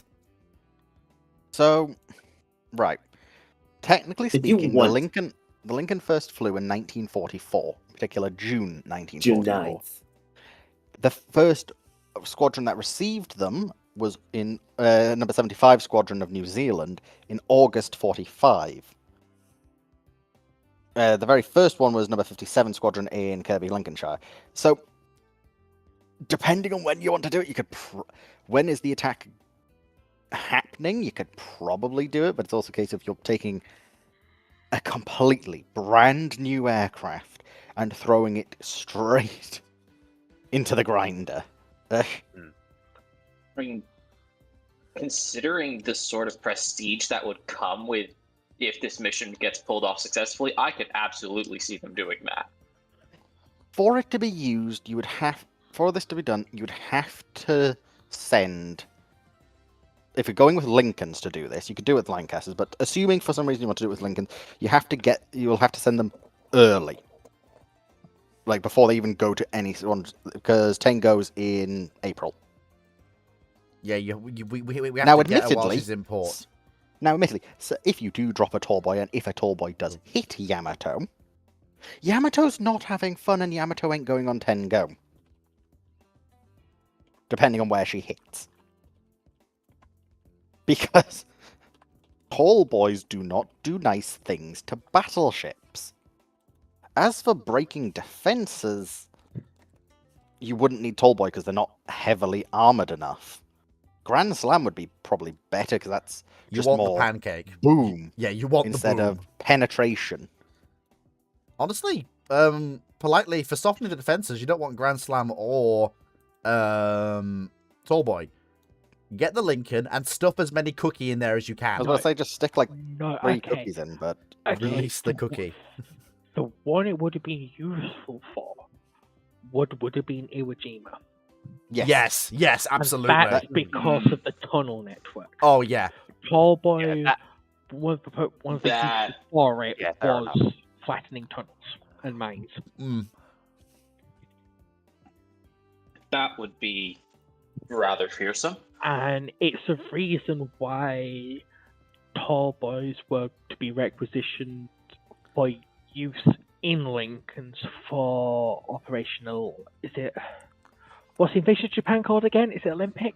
No, it's Downfall. Olympic. Ironically Oh. enough, Downfall. Which one's Olympic? it's ironic. Olympic is Olympic's one half of Downfall. Okay. Olympics the southern half. Right, yeah. And because I remember they were to be requisitioned as a part of Olympic because it would be assumed that after the beaches and coastal cities had been taken, the Japanese would retreat into the mountains and the hills and the internals, where they would have tunnel networks like on Iwo Jima. And thus, they plan to use Tall Boy and Grand Slam to just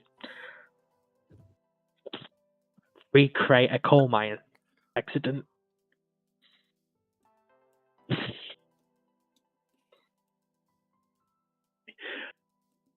Anyway, Is this the last question?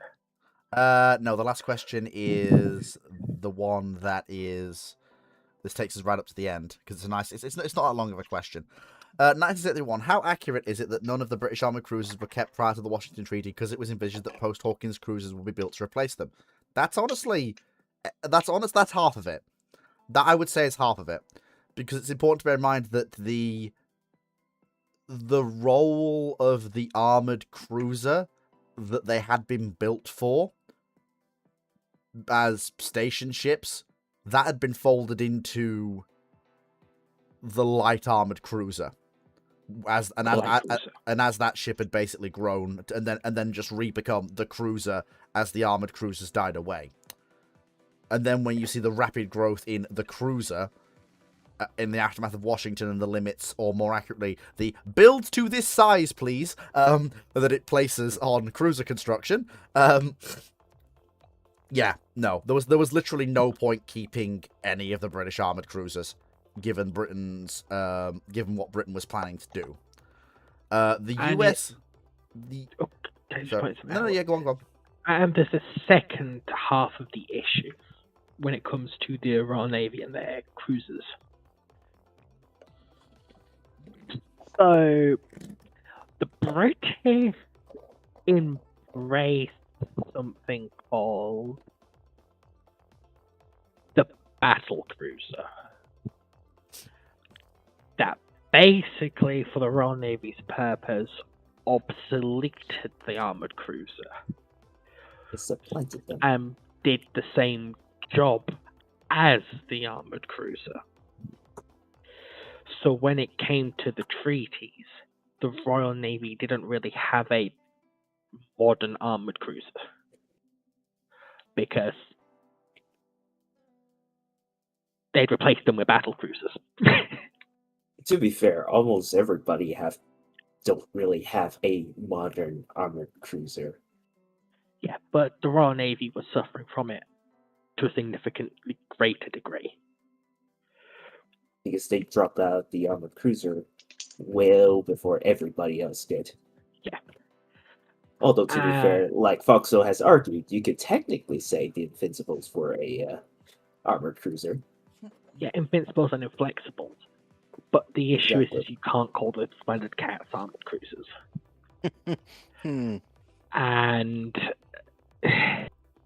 when everyone else is making this last generation of armored cruisers, the British are looking to go from the Inflexibles, which perform the role of the armored cruiser, to the Splendid Cats, which are armored cruiser plus, which is what the battle cruiser is.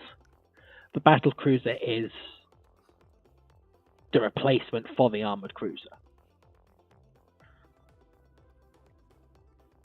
And because remember, the Hawkins aren't heavy cruisers, they aren't armored cruisers. They are light cruisers.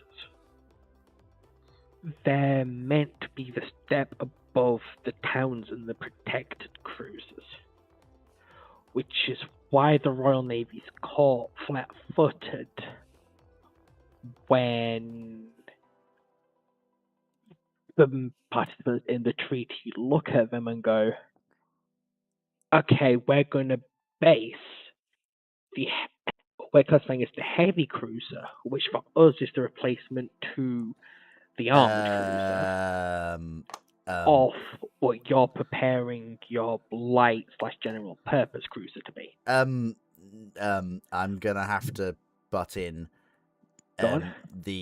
You've got it right, except it was the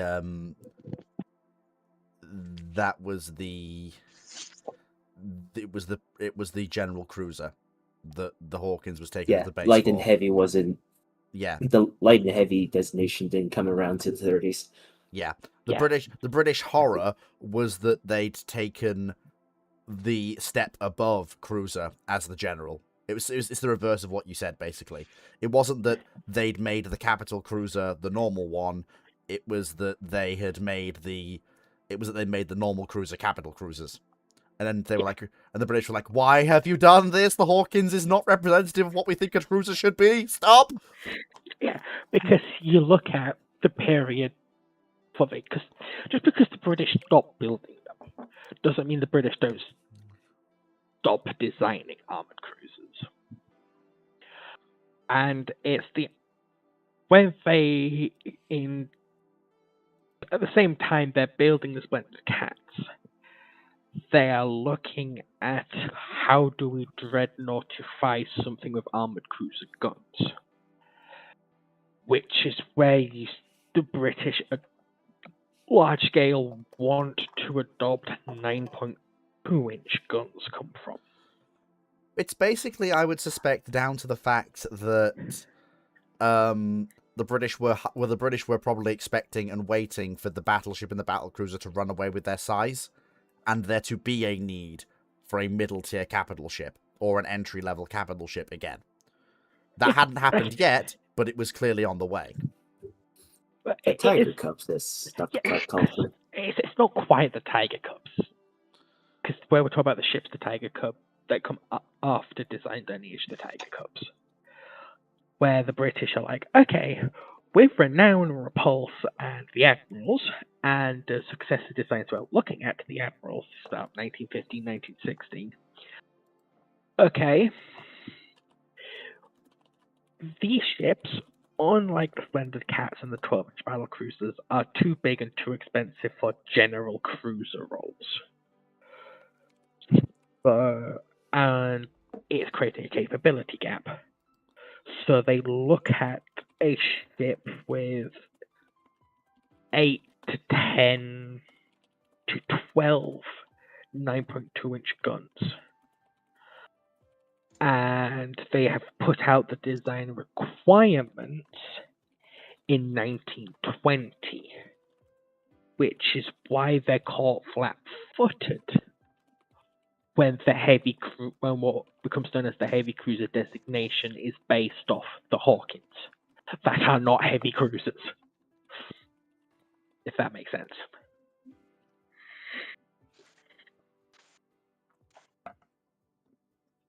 Yes. Does that make sense? Yes, it does. Like, the stunned silence is not us going, wow, it's more going, shit, she's absolutely fucking right. Or just, yeah, nothing to add. I don't know why you Well, think I I'll be was surprised just- that she's being right about something. I didn't say I all of us. just assumed she was asking you, Fleet. Yeah. I am occasionally known to let Foxo speak. Yeah, I know. That's why I'm saying she's talking to you. You're the host. She's Yay. explaining it to you. Yay, yippee So ki yay. you have to respond. For once, I am actually treated like the host of this show and not the funny comedy punching bag. Dude, you're always the host. That doesn't mean we won't treat you like a comedy punching Yeah, bag. those roles are not mutually exclusive. I hope you understand this. That's it. Like, you don't understand.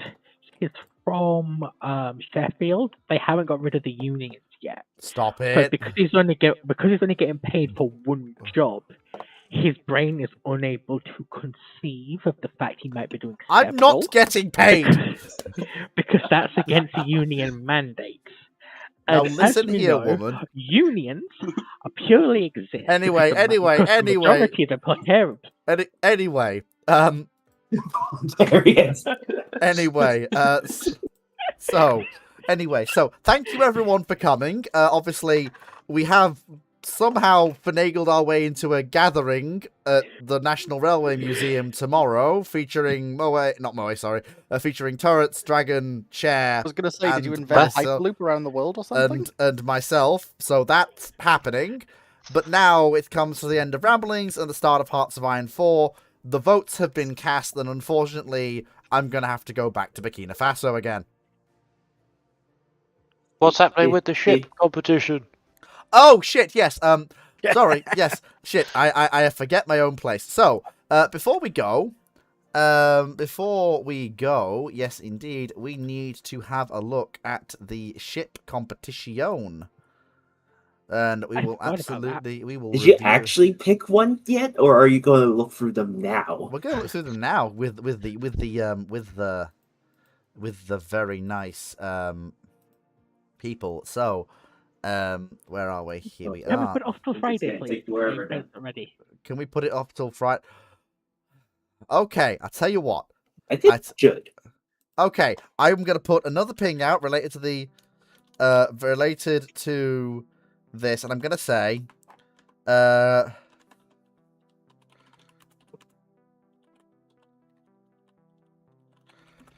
Sense of Friday submissions reopened. So you Maybe can all perhaps you could make it so that it's a offline video. I might do that. We shall see. Maybe I should actually submit Hikari then.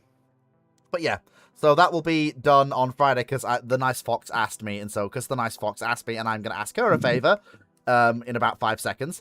Therefore, I need to be nice to her. Uh-oh. So I'm going to ask that she and Dragon, please, pretty please with a cherry on top, just come and join us because it's been ages since you've been in Hoi, even if it's not a decent mod. You chose. thing. you I chose didn't- the one I didn't mod. choose. I didn't choose. I let the people choose for once in my fucking miserable life. I didn't Iron Fist it. What mod? Modern day. The Millennium Snooze Dawn. Fest, unfortunately. Which for once I didn't actually want to do. So you actually would do pretty well in it because you like that mod. Like is a strong word. Of I Hoi, think she just of wants to mods make in a Hoi, bunch of modern stealth day is a mod tornadoes. you prefer. Well, tornadoes. Not with me being Russia. Oh, for God's Oh, sake. I'm going to have to reinstall it. No pressure, by the way. You I got would would like it if you came along, but no pressure. Anyway, thank you very much for coming, Yeah, folks. you could get- Take care, and I'll catch you all on. Well, tomorrow tomorrow is the first episode of the French Rule the Waves campaign, in which there will be multiple iterations of Hosh, no doubt. And then obviously on Thursday we have the recording of the Transfer Fever 2 game I've been playing, Race to the North again. So keep an eye out for that.